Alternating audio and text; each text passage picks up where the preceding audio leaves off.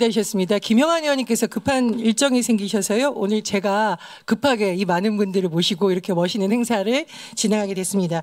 국회 기본사회 포럼과 사단법인 기본사회가 주최하고 국회 기본사회 포럼 그리고 국회의원 권양력 의원님이 주관해 주시는 에너지 전환과 공유부 기본소득 기본사회 포럼 1차 릴레이 토론이죠. 토론회를 시작하도록 하겠습니다.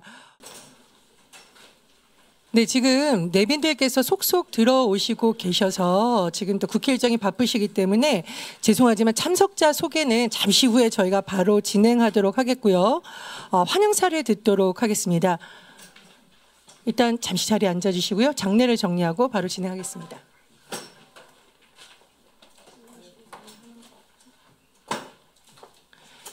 예, 순서를 죄송하지만 조금만 바꾸도록 하겠습니다.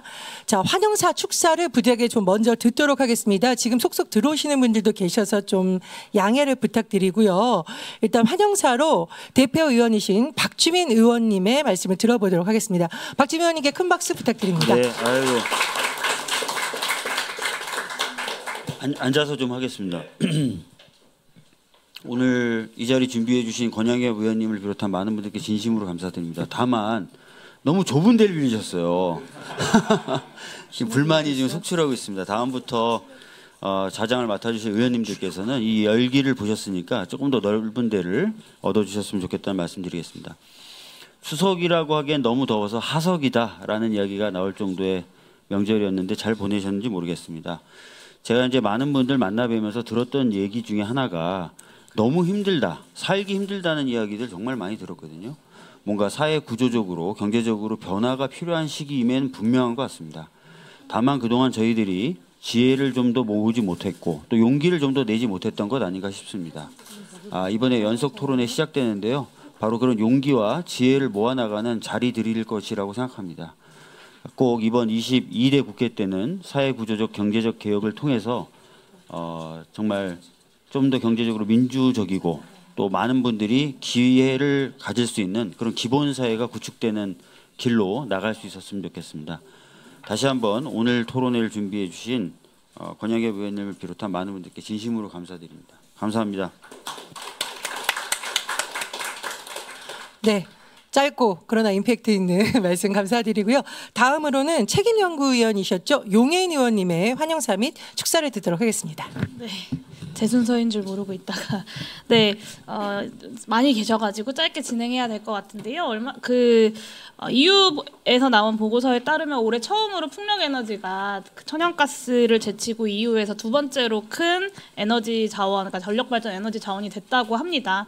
EU뿐만 아니라 미국에서도 관련된 청정경쟁법 같은 여러 가지 법안들이 발의되어서 또 준비 중이기도 하고요. 한국도 늦은 만큼 더 빠르게 따라가야 우리가 선진국의 꼬리는커녕 중진국의 꼬리로 전락하지 않을 수 있다라는 위기의식을 가지고 있습니다. 오늘 자리가 이 속도감을 내기 위해서 많은 의원님들께서 함께 힘 모아가는 첫 번째 자리일 것이라고 생각하고요. 추석 연휴가 끝난 직후이지만 이 꼭 필요한 논의를 위해서 시간 내어주신 강남훈 선생님과 여러 발제자 여러분들께 또 진심으로 감사드립니다. 저도 오늘 논의가 에너지 전환과 공유부 기본소득 도입의 출발점이 될 수 있도록 함께 힘 보태겠습니다. 감사합니다. 네, 박지민 의원님, 용혜인 의원님 말씀 감사드리고요. 또 책임연구위원을 맡고 계시고 요즘 학구파로 소문나셨다고 합니다. 황명선 의원님의 말씀을 듣겠습니다. 안녕하세요, 황명선입니다. 송편 많이 드셨어요? 예. 제가 학구파인가요? 열심히 공부를 합니다만은 이번 추석 명절에 이 무더위 폭염 지금 이 추석 때도 이렇게 한 36도 이렇게 되는 걸 보니까 정말 기후가 아주 절망적인 위기구나라는 그런 생각을 합니다. 이 자리에 함께한 우리 의원님들 그리고 오늘 발제해 주신 우리 강남은 이사장님 정말 선생님 정말 감사드리고요. 오늘 이순영 우리 교수님, 남태섭 처장님 그리고 이현석 에너지청이 우리 정책위원님 함께 토론해 주시는데 감사드리고 무엇보다도 권양엽 의원님께서 특히 전라남도 곡성 지역에 지역구를 두고 계신데 야심찬 준비를 많이 하고 있더라고요. 전남에서 또 권양업 위원님이 정말 이 대한민국의 탄소 중립, 에너지 전환의 도시로 한번 만들어 보겠다라는 야심찬 플랜과 실천력을 갖고 또 오늘 행사를 이렇게 준비해 주셔서 진심으로 감사드립니다. 오늘 바쁘신 와중에도 함께 참여해 주신 모든 의원님들 진심으로 감사드리고요. 함께 우리 이 대한민국 사회가 최저의 삶이 아니라 우리 국민 모두가 차별받지 않는 행복한 삶을 살 수 있는 그런 기본 사회로 갈 수 있도록 해야 되고요. 그 가운데에서 우리 착한 에너지, 재생에너지, 탄소 중립의 에너지 전환이 정말 절실하게 시급합니다. 함께 뜻을 모아서 저도 열심히 여러분들과 함께 동행하겠습니다. 감사합니다. 네, 참석자 의원님들 일일이 소개를 드리고 싶지만 또 많은 분들이 오셨고 좀 빨리 진행해 달라는 많은 분들의 요청이 있었습니다. 좀 불가피하게 기념사진 촬영을 조금 일찍 시작하겠는데요. 장내가 좁습니다. 그래서 조금 주의해서 움직여 주셔야 될 것 같은데요. 원활하게 하기 위해서 의원님들 다 소개를 할까요? 네네. 이 참석자 명단이 지금 저한테 안 와 있어서 잠시만 기다려 주시기 바랍니다.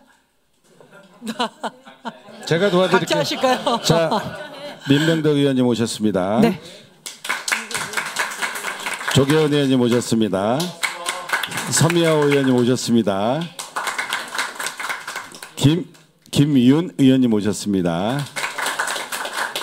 저기 의정부 누구셔? 이재강 의원님 오셨습니다. 박기승 의원님 오셨습니다. 예, 부천에서 서영석 의원님 오셨습니다. 우리 조세 전문가시죠. 임광현 의원님 오셨습니다. 네, 아름다운 목소리 이정현 우리 의원님 오셨습니다. 대전에서 오셨습니다. 장종태 의원님 오셨습니다. 충북에 우리 수석 부총장 맡고 계신 이모선 의원님 오셨습니다. 그다음에 우리 천안의 이정문 우리 정책위 우리 수석 부회장님. 저 멀리 비행기 타고 오셨습니다. 문대림 의원님 오셨습니다. 암행어사 김은수 의원님 오셨습니다. 우리 전현희 최고위원님 오셨습니다. 예, 우리 손명수 우리 국토부 전 차관님 하셨고요. 의원님 오셨습니다. 우리 저기 경북의 우리 임미애 의원님 오셨습니다. 자, 오늘 주최해 주신 우리 권양업 의원님 소개합니다. 예, 이게 추석 전으로 쉽지 않은 토론회인데 많은 분들이 참석해 주셔서 감사하고요. 특히 이제 권양엽 의원님께서 이번 1차 토론의 책임을 맡아줘서 많은 준비를 해주셨다는 거 다시 한번 말씀을 드립니다. 국회 일정으로 자리를 중간에 비우셔야 되는 분들이 있기 때문에 부득이하게 기념 촬영을 좀 진행을 먼저 하도록 하겠습니다. 자리가 좁기 때문에 앉아서 진행을 할까요?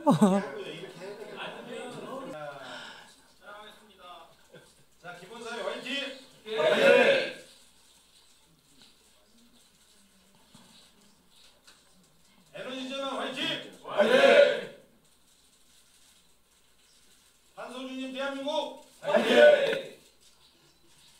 권양혁 화이팅! 왜 못해요? 권양혁 화이팅!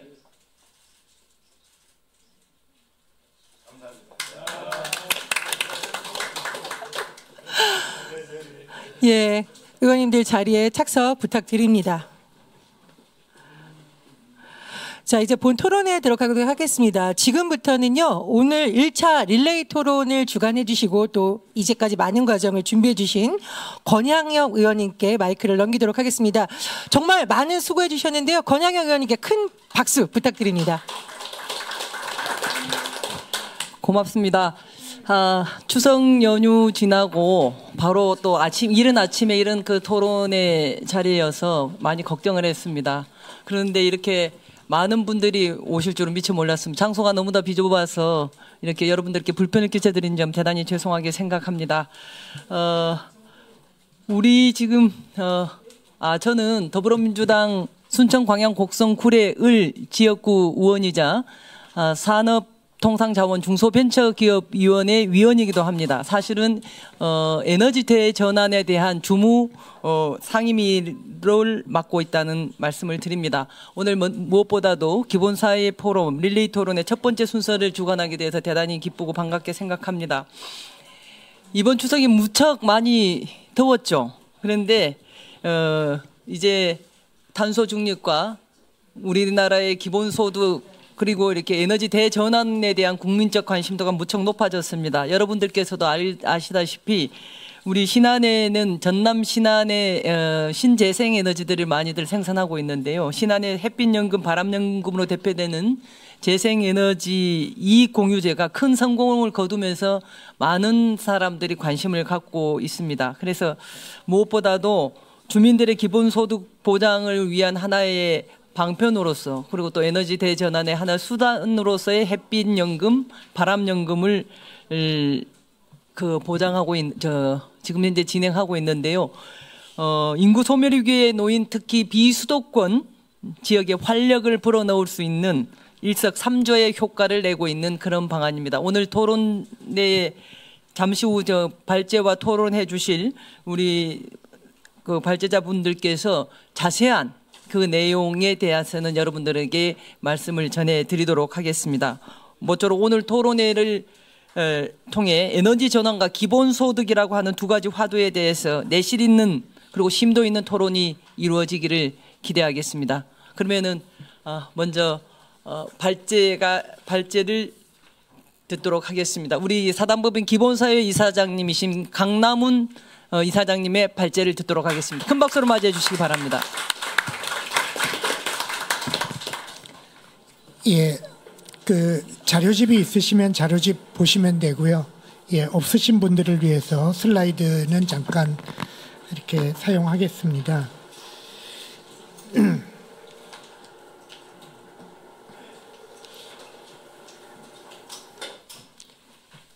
제 발표 시간이 한 얼마쯤 쓰면 될까요? 한 15분 정도요? 예. 지금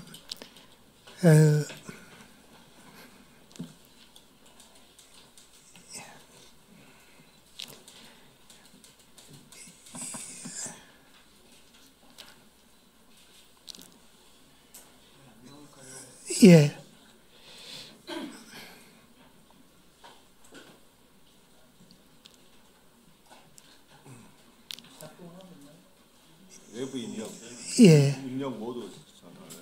예, 감사합니다. 그 에너지 전환 과정에서 공유부 기본소득이 반드시 필요하다. 특히 불평등이 증가하지 않는 에너지 전환을 위해서 필요하다. 이런 주제가 되겠습니다. 그리고 공유부 기본소득은 지금 두 가지가 다 필요하다. 이렇게 말씀드릴 수 있겠습니다.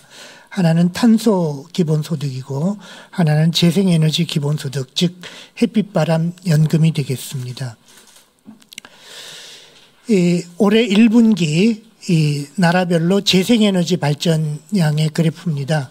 거의 100%에 가까운 나라들이 이미 많은 나라들이 있고요. EU 평균이 50%를 넘었습니다.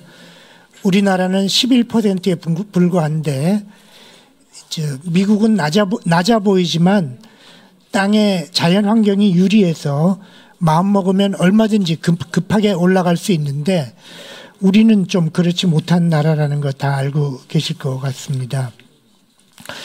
제가 기후위기 이전에 경제위기가 닥친다, 탄소 중립을 못해서 이제 그게 더 걱정이다, 긴급한 걱정이다 이렇게 말씀을 드리고 싶습니다. 예, 대전환계에 헤매고 있죠. 헤매고 있고 23년 이렇게 작년에 콥28 합의에서 30년까지 재생에너지 3배로 하겠다고 합의를 봤는데 이 합의는 전 세계 재생에너지량을 전 세계적으로 3배를 늘리자라는 합의입니다.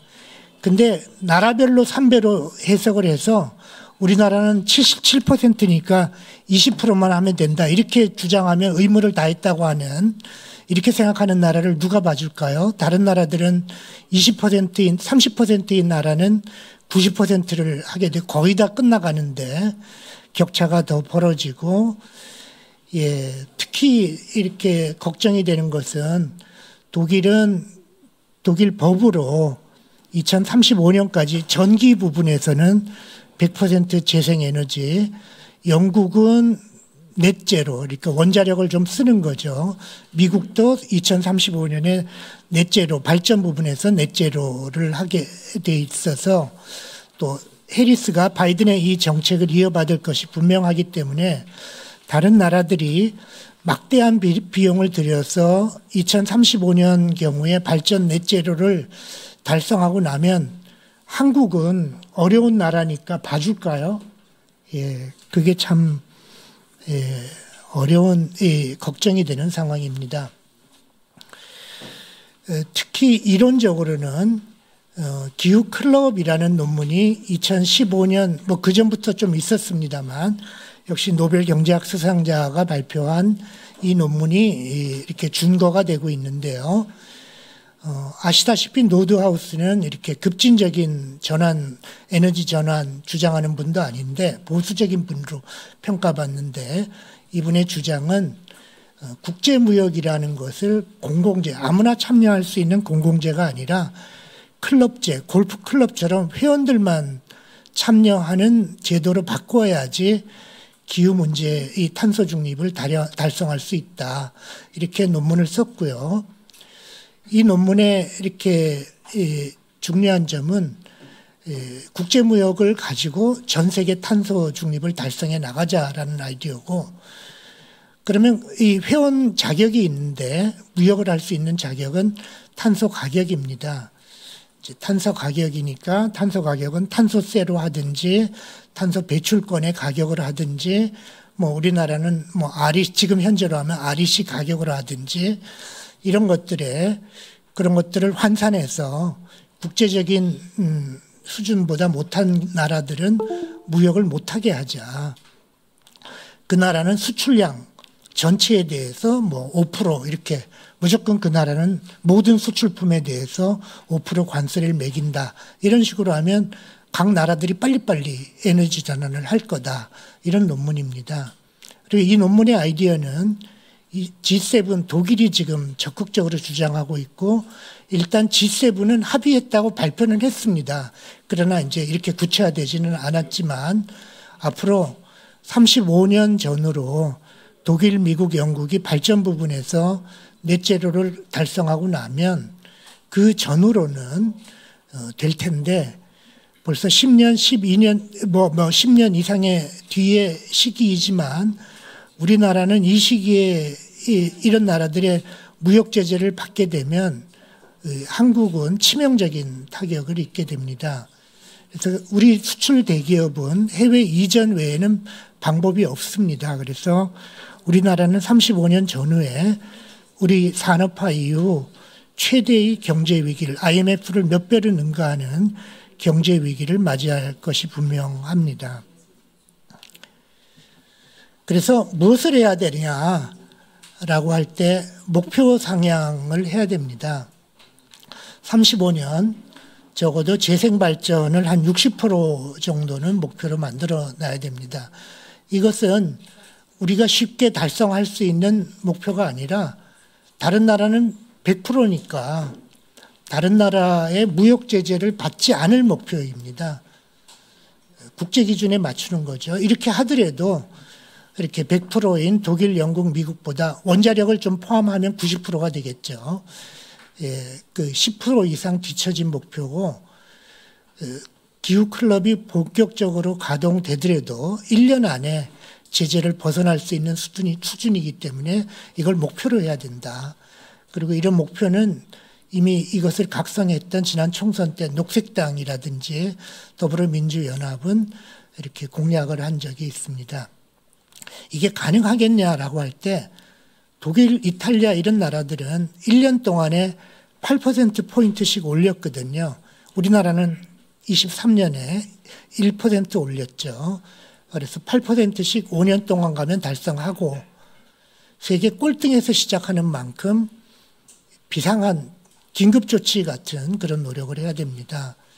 그래서 전국적인 계획이 세워져야 되고 시간이 없기 때문에 공공투자가 중심이 되어서 비상사태가 선포하고 모든 자원과 방법을 총동원해야 됩니다. 우리가 불가능하다라고 주장하는 분들이 많은데 그것은 불가능하다면 한국에서는 첨단산업, 수출산업 유지가 불가능하다라는 걸 인정하는 꼴입니다. 포기하자라는 꼴입니다. 그런데 불가능한 게 아닙니다. 토지와 재원이 마련되면 가능합니다. 가령 이건 아까 말씀드렸던 증가율이고요. 토지는 어떻게 확보하냐 그러면 먼저 법을 하나 만들 필요가 있는데 광역별로 면적의 1.5%를 재생발전 용도로 지정할 걸 의무화하는 법을 먼저 한다면 우리가 토지를 마련할 수 있습니다. 이 법을 모범적으로 한 나라는 독일입니다. 독일은 태양광도 하지만 풍력만으로 해상 풍력 말고 육상 풍력만으로 주별 면적의 2%를 육상 풍력의 용도 지정을 의무화하는 법을 통과시켰습니다. 이 독일의 법을 모범 삼아서 우리는 바다도 있기 때문에 바다와 땅을 포함해서 한 1.5% 정도면 전문가들이 계시겠습니다만 충분하다라고 생각을 합니다. 이것은 송전망 부지도 되고요. 에너지 저장 시설 부지로도 역시 이렇게 쳐주는 것으로 하되 상향식으로 이렇게 해야 또 지자체 사이에는 경제적인 거래가 가능하도록 중재할 수 있겠습니다. 가령 서울은 땅값이 비싸니까 좀 땅이 싼 지자체하고 협약을 맺어서 이렇게 이렇게 땅값이 싼 지자체에서 좀 더 많이 하는 수도 있겠습니다. 이렇게 해야 환경 부담이 최소화되는 전국 계획을 하겠죠. 그래서 가능한 모든 건축물, 도로, 철도, 주차장 이런 게 먼저 이 면적에 들어갈 테니까 상향식으로 전국적인 계획을 하고 나면 땅이 마련되어 있기 때문에 인허가는 간단하게 끝나는 겁니다. 땅이 벌써 확보가 됐고 지금 분산형 전원이 필수적인데 전국적으로 이렇게 균등한 부담을 하기 때문에 저절로 분산형 전원이 이루어지고 주민 갈등이 최소화되고 송전 수요도 이렇게 최적화가 되겠죠.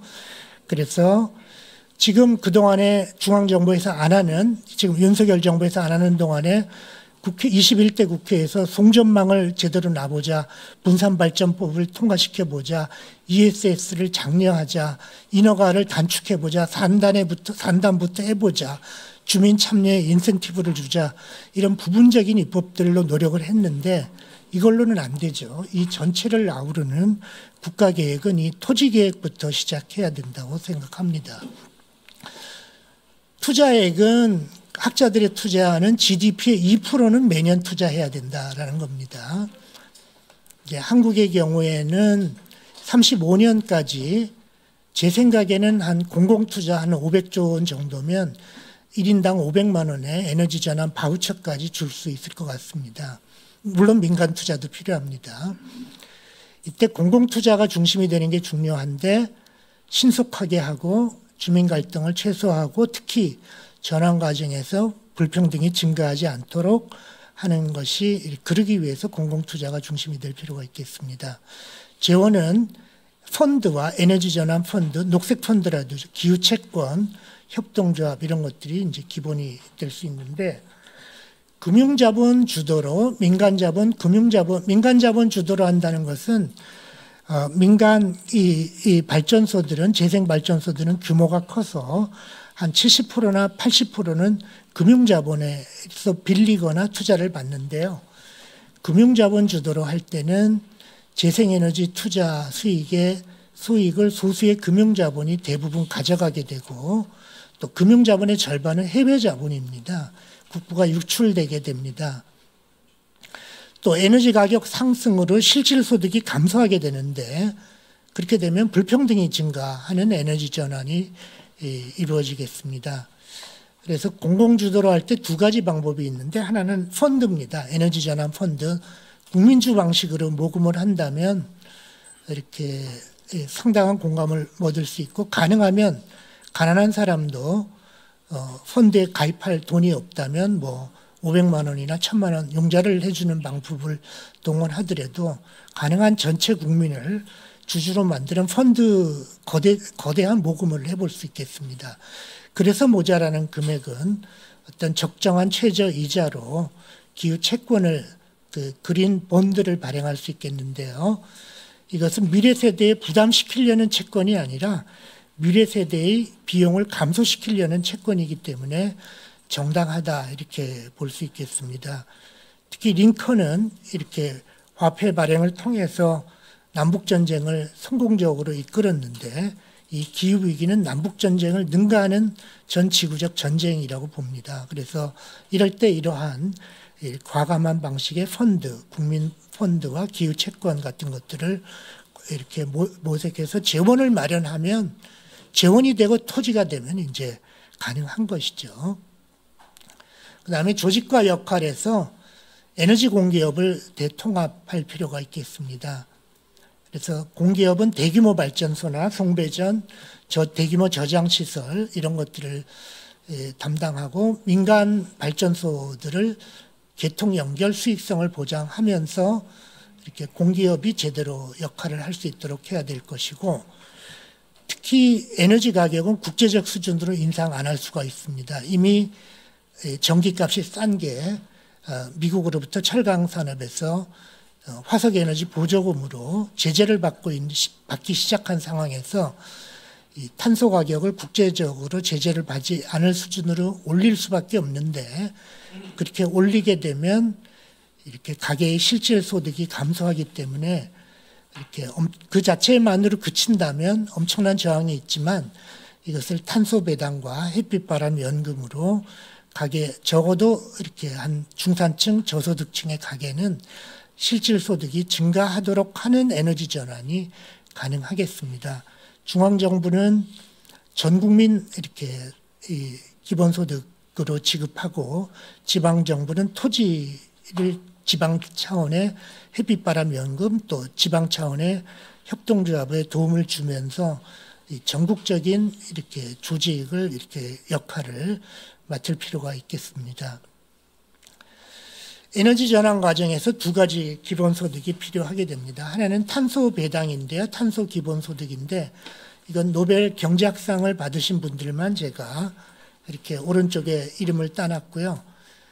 그리고 그분들의 설명서입니다. 27분의 노벨 경제학상 수상자들이 탄소 기본소득을 해야 된다라고 주장을 하셨고 그 성명서 요지는 불평등이 증가하지 않는 공정한 에너지 전환을 해야 되고 그리고 이 탄소세를 계속 올리는 것이 정치적으로 가능하려면 대다수 가구가 재정적으로 이득을 봐야 탄소세를 올릴 수 있다. 이제 이 두 가지 이유로 이렇게 성명서의 요지가 되겠습니다. 그러나 탄소 배당에 대한 많은 오해들이 있습니다. 그래서 그 오해들의 대표적인 것들을 제가 정리를 해놨습니다. 이렇게 탄소 중립 투자에 써야 되지 않냐 이렇게 하는데 탄소세 액수는 너무 작습니다. 투자에 쓰기는.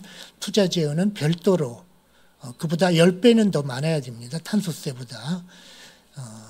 이렇게 투자 재원은 별도로 마련해야 되고 기본소득을 탄소세로 받는다면 사람들은 탄소 배출이 많아지기를 바라는 게 아니냐.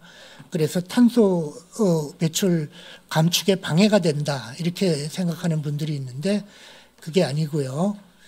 탄소세를 계속 올리면 중산층과 저소득층이 저항합니다.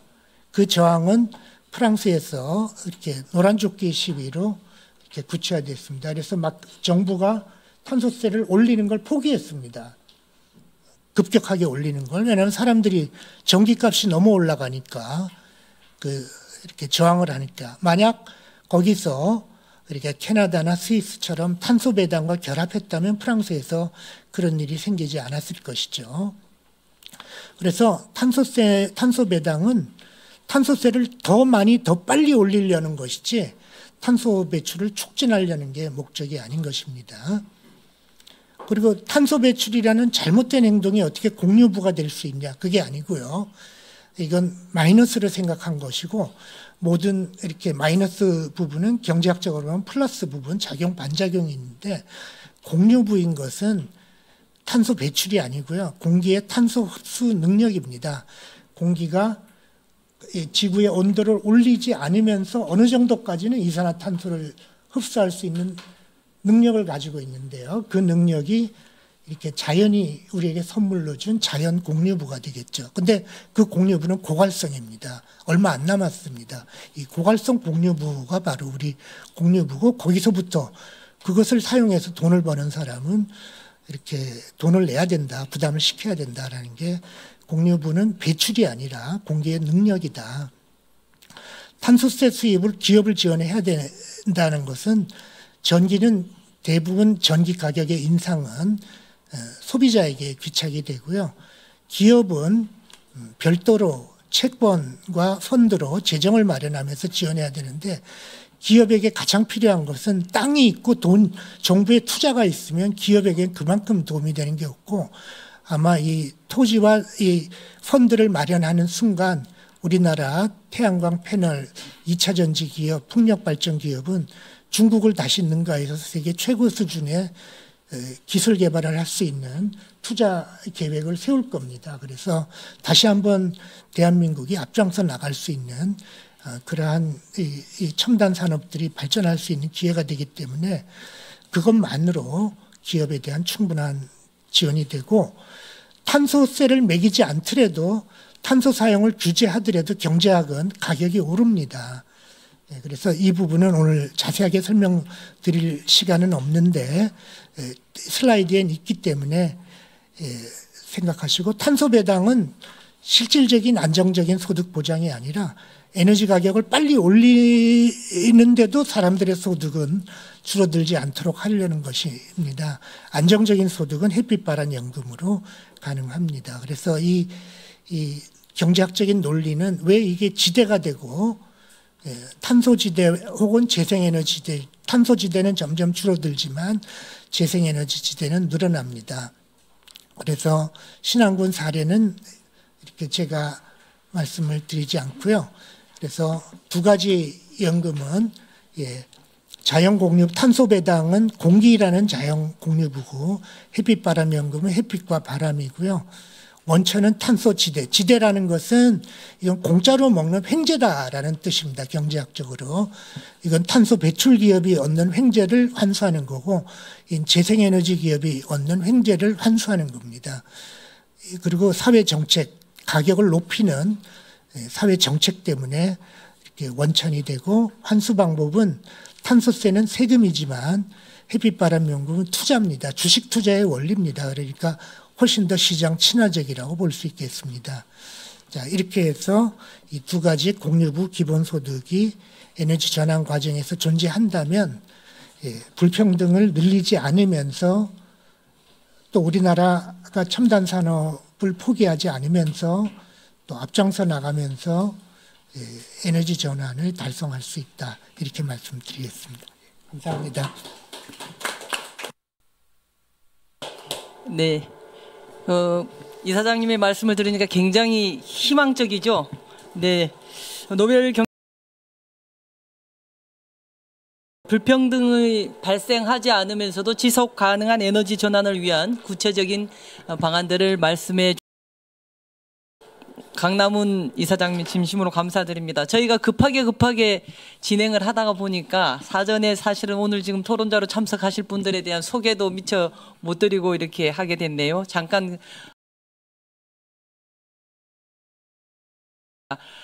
국제탄소가격 정책 차원에서 햇빛 바람연금의 필요성에 대해서 말씀을 해주실 이순영 우리 동신대 전기공학과 교수님이십니다.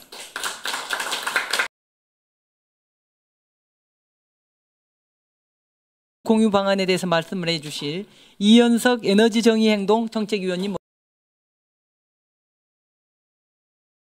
모델을 마련하고 있는 해외 에너지 공기업 사례를 말씀해 주실 우리 남태석 사무처장님이십니다. 네, 감사합니다. 그러면 지금부터 토론을 시작하도록 하겠습니다. 먼저 이순영 교수님의 토론을 듣도록 하겠습니다. 네. 네, 반갑습니다. 방금 소개받은 저는 동신대학교 전기공학과 이순영 교수입니다. 먼저 이 자리에 참석하게 돼서 정말 영광으로 생각합니다. 사실 저는 전라남도가 에너지 수도라고 이야기하고 있잖아요. 특히 원래 나주시가 에너지 수도라고 얘기를 했다가 요즘 이제 전라남도로 에너지 수도로 확장하고 뭐 에너지밸리 이렇게 이야기를 많이 하고 있습니다. 그래서 거기에 주로 이제 저는 전라남도 에너지 정책의 자문 역할을 주로 하고 있고요. 그다음에 이제 오늘 우리 강남훈 이사장님께서 발표하셨던 신안군의 사례도 제가 이제 설계를 할 때 햇볕 연금 설계를 할 때 참여했던 그런 경험이 있고 그렇습니다. 그래서 그런 내용들을 중심으로 해서 한 10분 정도 제가 설명을 좀 드리도록 하겠습니다. 오늘 참 어려운 시간 내주신 의원님들 오셔서 제가 좀 현재 좀 문제점으로 대두되고 있는 부분을 몇 가지 좀 먼저 말씀을 드린 다음에 하나하나 좀 말씀을 드리도록 하겠습니다. 그동안에 저희들이 굉장히 기대를 했던 분산에너지 활성화 특별법이 올 6월 14일 날 이제 시행이 됐습니다. 시행령 시행규칙까지 돼서. 네, 맨 처음에 이제 민주당 시절에 이 분산에너지법이 만들어질 당시에 우리 아까 김영환 의원님하고 양효원 의원님이 주도적으로 하셨던 것 같은데 그때 만들었을 때 원래 분산에너지법의 취지는 방금 우리가 가고자 하는 기본소득이라든지 이런 것들을 전부 잘 담고 있었다고 생각을 합니다. 근데 이제 정권이 바뀌면서 분산에너지법 그 자체가 조금 흔들리기 시작했고 결과적으로 통과를 했는데 그게 이제 시행령 시행규칙까지 해서 올 6월 14일 날 통과를 했는데 원래 법 자체에서는 우리 의원님들께서 만들어주신 법 자체에서는 여러 가지를 잘 담고 있습니다. 좀 부족한 점도 있지만 시행령 시행규칙으로 오면서 굉장히 많이 이렇게 보수적으로 이렇게 퇴색된 원래 법 취지에서 많이 이렇게 양보된 그런 형태가 있는데 그게 이제 원래 분산에너지법은 지금 조금 이따 우리 남태섭 의원님도 말씀을 하실 것 같습니다만은 송전솔로의 문제가 지금 전력개통 문제가 가장 큰 문제거든요. 근데 저는 현장에서 쭉 이렇게 보면서 전력개통 문제를 아무리 저희들이 얘기해도 지금 현재 물리적으로 한계가 있습니다. 뭐 저희들이 자본이 없거나 무슨 기술이 없어서 그런 것보다도 개통이 급격히 늘어나가지고 이게 이제 계속 해소되는 문제가 쌓이다 보니까 이것들이 이제 순차적으로 풀어야 되거든요. 근데 바로 지금 저희들이 뭐 자금을 투자하거나 기술을 투자해서 바로 되는 문제가 아닙니다. 아무리 빨리 해도 한 10년 뭐 이상 걸리는 그런 사업들이라서 제가 이제 꼭 여기서 좀 부탁드리고 싶은 부분은 분산에너지법이 좀 같이 병행돼야 된다. 그러니까 우리가 그동안의 중앙집중식 전력 공급 체계에서 이제는 분산에너지 수평적 전력 체계로 바뀌는 문제가 된다면 어느 정도 그게 함께 될 수 있다면 개통 문제도 해결해 가면서 기본소득 소위 우리 방금 교수님께서 발표하신 우리가 11%의 재생에너지가 이렇게 뭐 30%, 60%까지 올라갈 수 있는 그런 기반을 만들지 않겠는가. 그게 우선돼야 된다. 그래서 시행령 시행규칙이 시행이 되고 이번에 가이드라인이 나와서 이달 말까지 이제 그게 의견 수렴을 하고 있는데 그 가이드라인에서는 70%를 자체에서 만들어서 공급해야만이 분산에너지로 인정해 주겠다 이런 그 내용이 고시로 나와 있거든요.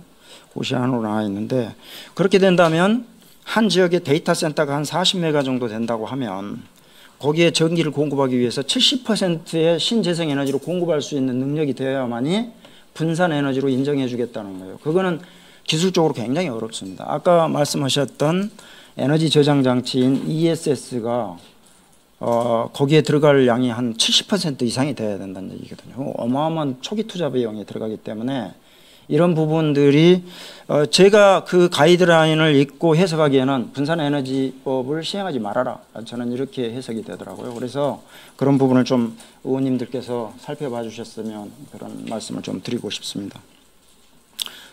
제가 좀 여기 지금 발표 자료 19쪽에 보시면 제가 거기서부터 설명을 쭉 해놨는데요. 우리 강남훈 이사장님께서 중요한 핵심적인 내용을 다 발표해 주셨기 때문에 저는 크게 한 3가지 정도만 좀 말씀을 드리고자 합니다.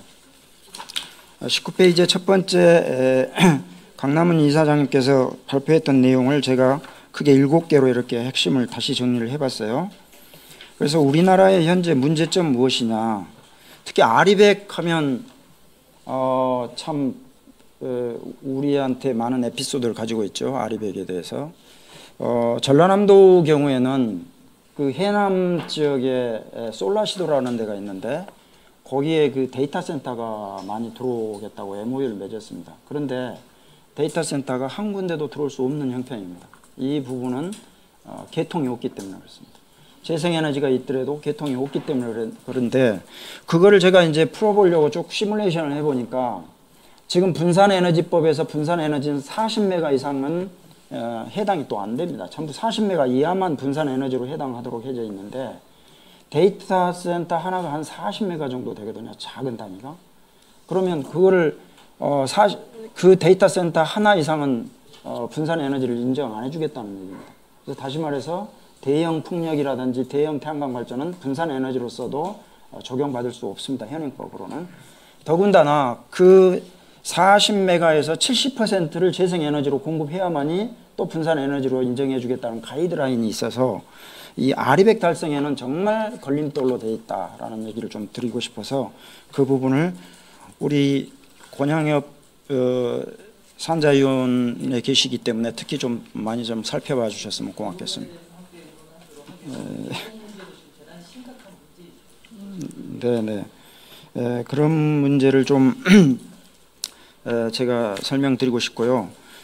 그 다음에 21쪽으로 넘어가서 거기 보시면 토론할 수 있는 쟁점 중에서 3가지만 좀 설명드리도록 하겠습니다. 첫 번째 보면 우리나라는 왜 느린 에너지 전환 속도, 재생에너지 전환 속도가 기후위기 대응에 있어서 얼마나 큰 위험한 요소인가. 이 부분은 우리 강남훈 이사장님께서 잘 설명을 해 주셨습니다. 사실 재생에너지 비율이 전라남도 경우, 제가 자주 전라남도 경우를 설명드려서 죄송합니다. 거기에 제가 많은 기획을 하고 있어서 거기 보면 거의 200% 정도 됩니다. 자체 지금 발전량이 한 195%, 200% 정도 되는데 쓰고 남는 전기의 배 정도는 수도권이나 다른 지역으로 보내거나 또는 투자 유치를 해서 재생에너지라든지 아니 데이터 센터라든지 여러 그 부하 공장 지역 같은 걸 만들어야 되는데 이런 것들을 하기에는 지금 현재 여러 가지 조건이 아까 말씀드린 분산에너지법이라든지 재생에너지를 설치할 수 있는 공간이 적다든지 아까 우리 강남훈 이사장님께서 한 60% 정도는 설치할 수 있는 여건을 가져야 된다. 우리 토지의 1.5% 이렇게 얘기하셨는데 굉장히 공감하는 부분입니다. 다만 요즘에 이제 이야기가 자주 나오고 있는 영농형 태양광이라는 얘기가 있습니다. 그래서 그 영농형 태양광도 이제 시설 기준이라든지 지침서를 만들고 있는데 그런 부분들도 좀 잘 검토를 해서 우리가 확대할 수 있는, 확산할 수 있는 그런 여건을 좀 만들어 갔으면 좋겠다. 그런 것들이 되지 않고는 우리가 빠른 시간 내에 재생에너지를 확산하는 데는 여러 가지 장애 요소가 많다. 그런 말씀을 좀 드리고 싶고요. 그 다음에 5번째 보면은 재생에너지 투자에서 발생하는 수익을 사회에 공정하게 분배하는 햇볕, 바람, 연금 실현 가능성. 신안군의 경우를 우리가 누구나 지금 이야기하고 계십니다. 아주 잘하고 계십니다. 물론 거기에도 조금 개선해야 할 점이 있습니다. 그러나 먼저 시행하면서 실천을 잘 하고 있기 때문에 그런 부분이 이제 우리가 좋은 모델로서 보이고 있는데요.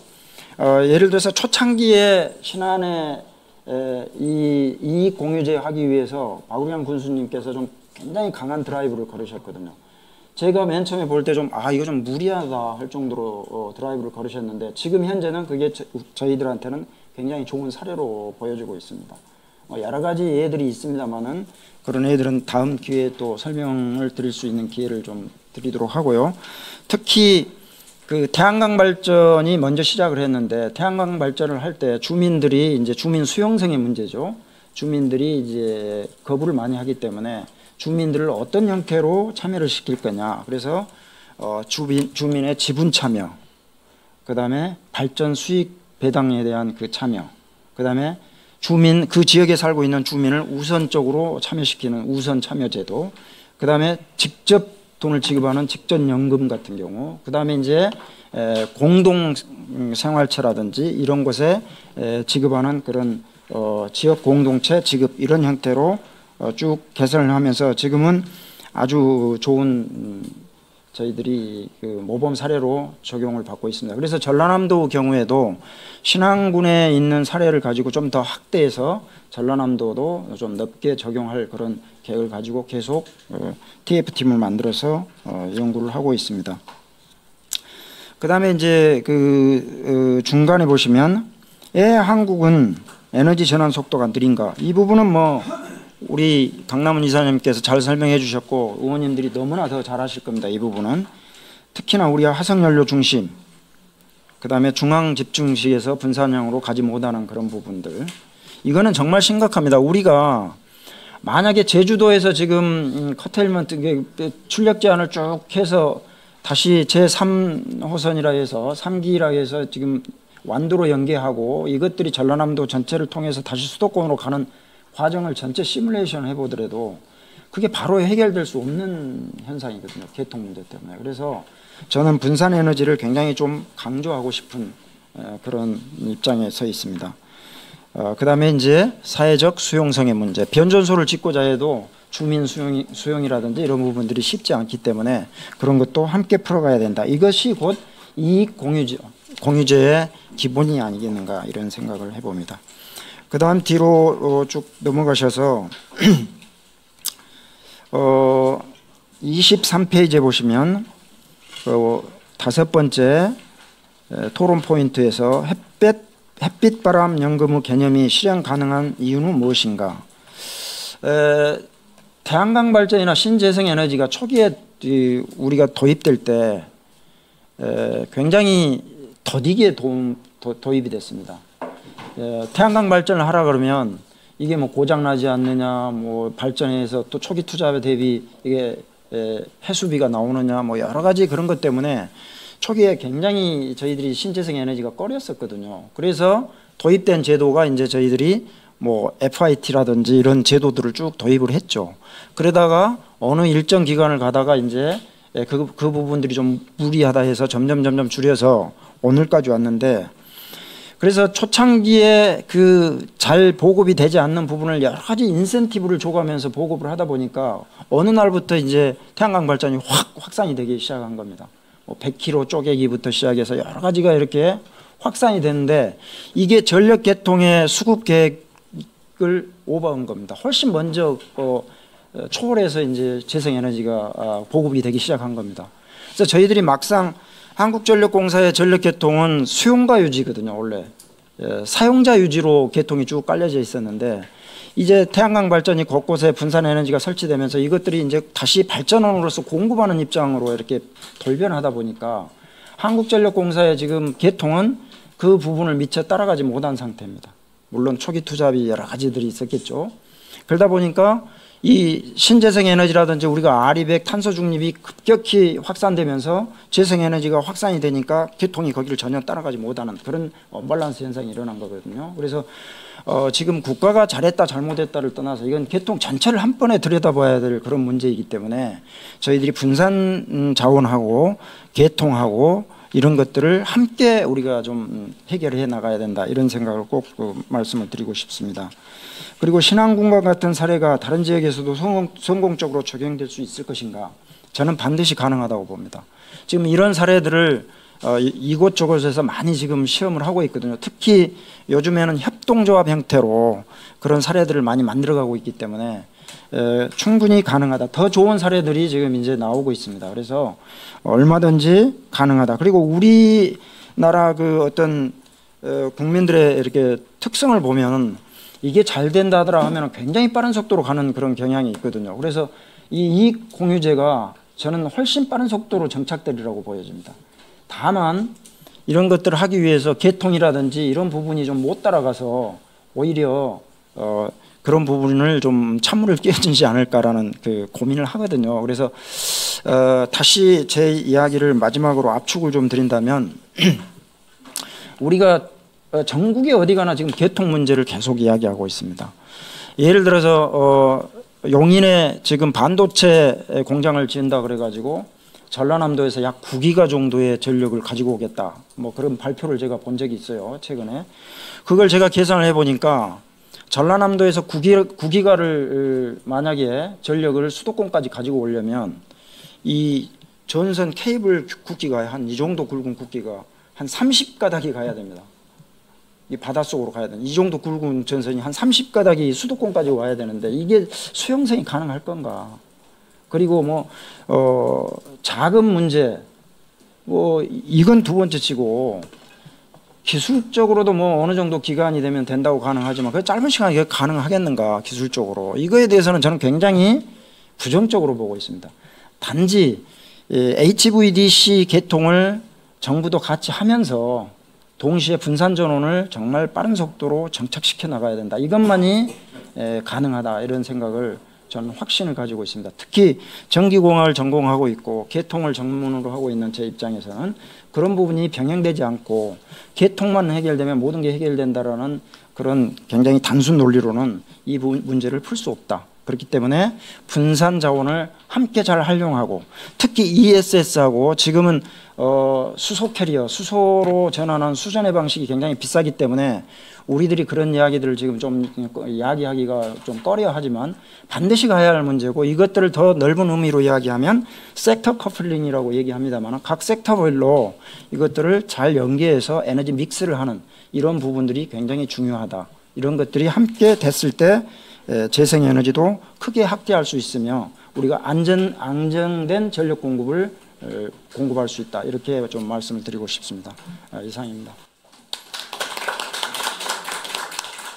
이순영 교수님 대단히 감사합니다. 지금 현재 재생에너지 개통 포화 문제까지도 잘 이렇게 세부적으로 짚어서 말씀을 해주셨는데요.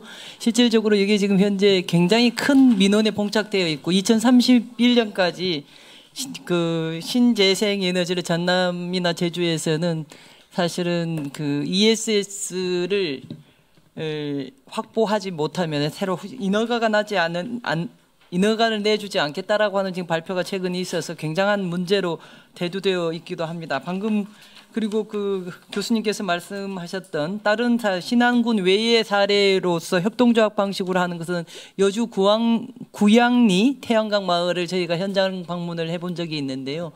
그게는 지금 현재 주민들이 공동체 방식으로 해서 수입이 창출되는데 한 달에 지금 가동된 지가 한 2, 3개월밖에 안 됐는데 한참 그 우기였던 그때에 시작했거든요. 그런데도 뭐 월 1,000만 원 이상의 그 수익이 창출돼서 마을 공동체 그 기금으로 이렇게 사용되고 있는 그런 것도 봤습니다. 그래서 굉장히 희망적이고요. 방금 말씀 주셨던 개통 문제 제대로 우리가 설계하지 못하고 재생에너지를 준비하지 못한 채로 지금 재생에너지 정책은 펼쳐왔었던 그런 것들이 맞물려서 우리가 해결해야 될 시급한 과제가 되고 있습니다. 다음은 이어서 이현석 에너지 정의 행동 정책님의 토론이 있도록 하겠습니다. 예, 소개받은 이현석입니다. 저는 계속 뭐 이쪽 에너지 전환 문제, 망 문제 이걸 전부 다 이제 좀 보고 있는데요. 뭐 어차피 아까 망 얘기는 잘 해주신 것 같고 왜 에너지 전환을 해야 되는지는 굳이 여기서 얘기를 할 필요가 없을 것 같고요. 뭐 그 얘기만 해도 큰 얘기니까 뒷부분에 있는 공유부 기본소득을 중심으로 해서 제가 보기엔 크게 두 가지 얘기가 되고 있는 것 같습니다. 한 개는 탄소세 얘기고요. 한 개는 이제 재생에너지로 만들어진 이 부를 어떻게 이제 분배할 것인가와 관련한 얘기인 것 같습니다. 사실 조금 저는 솔직한 얘기도 조금 앞에 얘기를 들으면서 조금 답답했습니다. 왜 그러냐면은 여기 뭐 아시는 분은 아시겠습니다만 탄소세 얘기가 된 지가 법안이 나온 지 벌써 10년이 넘었고요. 논문이나 관련 자료가 나온 지는 한 20년도 넘었습니다. 국내에서요. 해외 말고요. 단 하나도 진도가 안 나갔습니다. 그리고 심지어 오늘 그 토론문에도 썼습니다마는 기후 정의 운동을 한다는 사람들도 명목적으로 반대합니다.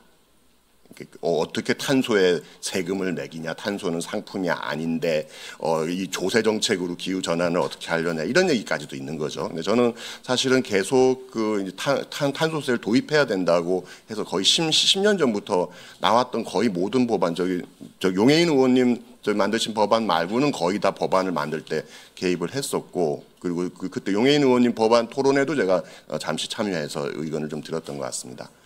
가장 큰 핵심은요, 지금 용해인 의원님 내신 법안이 탄소 기준당, 조금 이렇게 뭐 어떤 건 킬로그램, 어떤 건 리터, 뭐 단위가 굉장히 많습니다만 어쨌든 CO2 톤당 8만 원 정도 증가하는 겁니다. 근데 작년도 그 에너지경 경제연구원에서 나온 그 보고서를 보면은 CO2 톤당 4만 원 정도 탄소세를 부과하면은 현재보다 전기요금이 한 100% 정도 뜁니다. 한 98% 얘기하거든요. 아시겠습니다만 지난 8월 달에 굉장히 전기요금이 올랐다고 15% 올랐다고 난리가 났었습니다. 그때 전체 가정용 전기요금 평균이 얼마였냐면 6만 4천 원 정도입니다.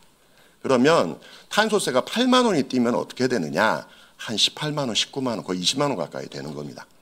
이제 여기서부터 저는 시작해야 된다고 생각합니다. 왜냐하면은 탄소세를 진짜로 도입하려면 그걸 설득해야 되는 거죠. 그래서 지금 국내에서는 사실 이제 정의당에서 냈던 법안은 탄소세를 받은 거를 돌려주는 거를 환급이라고 표현합니다.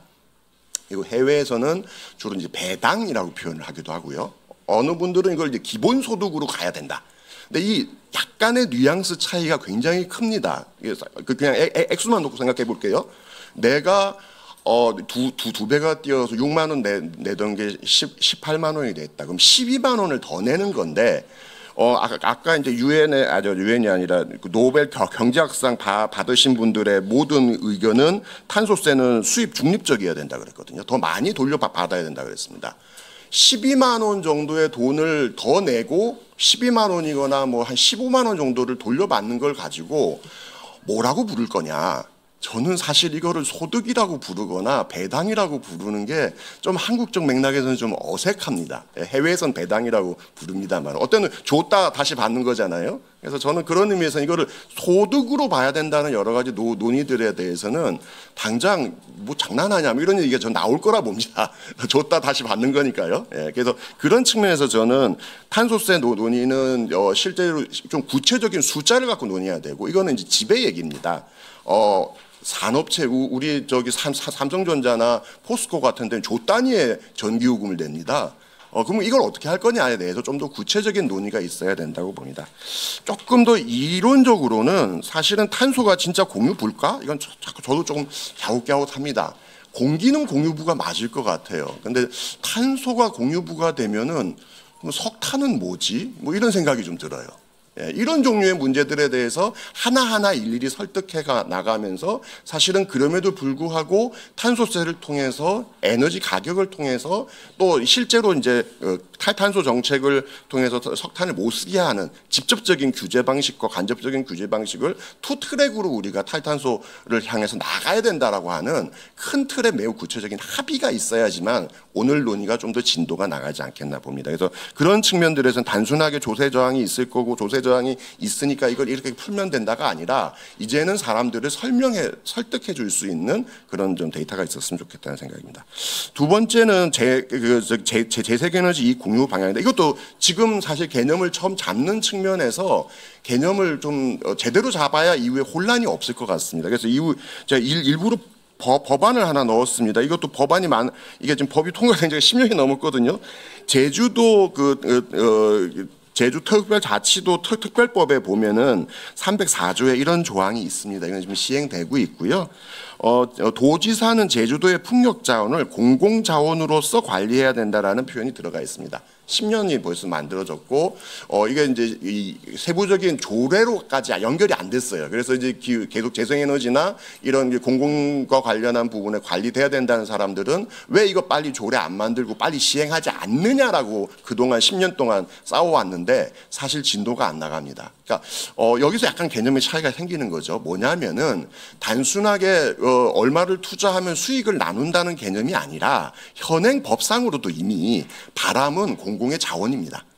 햇볕도 공공의 자원인 거죠. 오늘 주제로 얘기하는 공공부의 개념하고 저는 이미 맞닿아져 있다고 봅니다. 다만 이게 지금 제주도의 법인 거죠. 그래서 이거를 전국적으로 어떻게 확대시키고, 그럼 여기서 나오는, 그러니까 이런 거죠. 외지 사람들이 제주에 풍력발전기 지어서 거기서 전기 생산해서 돈을 벌게 되면, 그럼 공공의 자원을 써가지고 마치 물을 쓰거나, 뭐 이거 공기를 써가지고 내가 수익을 거둔 것과 똑같은 거기 때문에 그거만큼에 대한 무언가의 반대북글을 내야 되는 거 아니겠냐는 그런 개념입니다. 그래서 시민사회에서 이건 벌써 10년 이상 이 비슷한 운동들을 하고 있고요. 이게 이제 두 가지 방법이 있습니다. 토론문에도 쓴 것처럼 그 대표적인 게 우리 그 지역자원시설세라는 세금이 있습니다. 이게 지역에 물을 쓰거나 지역의 공유 자원을 사용하게 되면은 얼마를 쓰게 되고, 이미 석탄화력 발전소나 핵발전소처럼 지역의 여러 가지 환경을 쓰는 데서는 생산하는 전기 1kW당 얼마씩 세금을 부과하도록 해서 시행되고 있습니다. 그래서 매년 그 발전소 있는 지역은 이걸 바꾸는 게 큰 지역의 그 현안입니다. 또 하나는 그런 거가 상관없이 발전소 주변 지원금이라는 것이 있습니다. 이거는 발전소가 위치한 지역이면은 뭔가 이렇게 여러 가지 문제들이 생기니까, 석탄이든 핵이든 뭐든, 심지어 뭐 수력이든 모든 것들이든 이렇게 세금으로 거두는 방법이 있다는 거죠. 이미 시행되고 있기 때문에 저는 그것도 조금 더 보강해서 조금 이후에 고민을 더해 주는 게 필요하지 않겠나 봅니다. 두 번째는 이제 아까 예를 들었던 신안의 사례나 다른 사례처럼 요거는 사실은 굉장히 간단합니다. 지분 투자를 하는 거죠. 예, 지금 신안도 결국은 지분 투자를 하는 거지 않습니까? 해외의 경우에는 주민들이 지분 투자를 하는 게 굉장히 자연스러워요. 사업에 내가 그만큼 수익을 준다라고 하는 신뢰가 있으면 그만큼 내가 1,000만 원이든 1억이든 투자하는 거죠. 근데 국내의 경우에는 이게 굉장히 낯선 개념입니다. 그러니까 어떻게 되느냐면 대부분 빌려줍니다, 돈을. 돈을 빌려가지고 그걸 가지고 투자하고 은행에 이자 주고 남는 돈을 내가 갖는 거죠. 사실 이거는 결국은 금융권에 굉장한 이익이 가는 형식이기 때문에 저는 오늘 얘기되는 공유부 기본소득과 관련한 논의가 좀 더 진도를 나가려면은 기존의 신한 민간 사업자가 하는 데입니다. 민간 사업자 하는 데서 금융기관에서 돈 빌려줘가지고 한 거죠. 이건 이미 좋은 모범 사례가 됐다고 보고요. 그러면 공기업이 참여하고 공공의 재원이 예를 들면 들어갈 수 있는 방법은 없겠느냐, 이 얘기를 해야지 이것이 된다는 거죠. 지금식으로 가면은 사실은 민간 발전 사업자 이익 다 거두는 거고요. 그 금융기관 이자 다 쓰는 거, 다 그렇게 수익 거두고 남는 비용만 가지고 우리가 논의를 하니 너무나 협소해진다는 것이죠. 그래서 저는 이것을 아까 이제 발제해 주신 것처럼 채권의 방식이 될지, 또 다른 형식의 공공투자은행, 뭐 녹색 투자은행 개념도 나오고 있지 않습니까? 아니면은 이제 문재인 정부 때 했던 것처럼 녹색 펀드를 할 것인지, 뭐 이런 구체적인 사안을 가지고 좀 더 논의를 해봐야 되는 거 아니겠냐. 결국은, 그리고 저는 그 안에서 사실은 우리가 지금 이제 국민연금 관련해서 다른 쪽에서는 수익률 갖고 얘기를 하고 있는데, 국민연금과 같은 공적 그 기금들을 또 어떻게 사용할 수는 없겠느냐, 이런 것들이 다각도로 돼서 과연 이 공유부 기본소득을 만들기 위한 기본적인 그 토대를 어떻게 설계할 것인가에 대한 논의로 이어져야지 조금 더 생산적일 것 같다 생각됩니다. 또 한 가지는 저는 굉장히 큰 쟁점이라고 생각하는데요. 만약에 제주도의 바람이 제주도민의 것이다, 내지는 제주도에 소속된 자원이다라고 한다면 이런 문제가 생깁니다. 그럼 외지 사람들은 거기서 나오는 수익을 못 갖고 가는 거냐? 또는 대부분의 발전소 지역에서 생기는 문제입니다. 누가 지역 주민인 거냐? 사실 이제 발전소 주변 지역 지원금에서는 반경 5km 안에 들어가 있는 그 읍면으로 이렇게 얘기를 하고 있고, 기초자치단체 로 얘기를 하고 있는데, 예를 들면 바람은 훅 부는 거니까 한 20km, 30km 떨어진 곳에 있는 것도 되는 거 아니냐?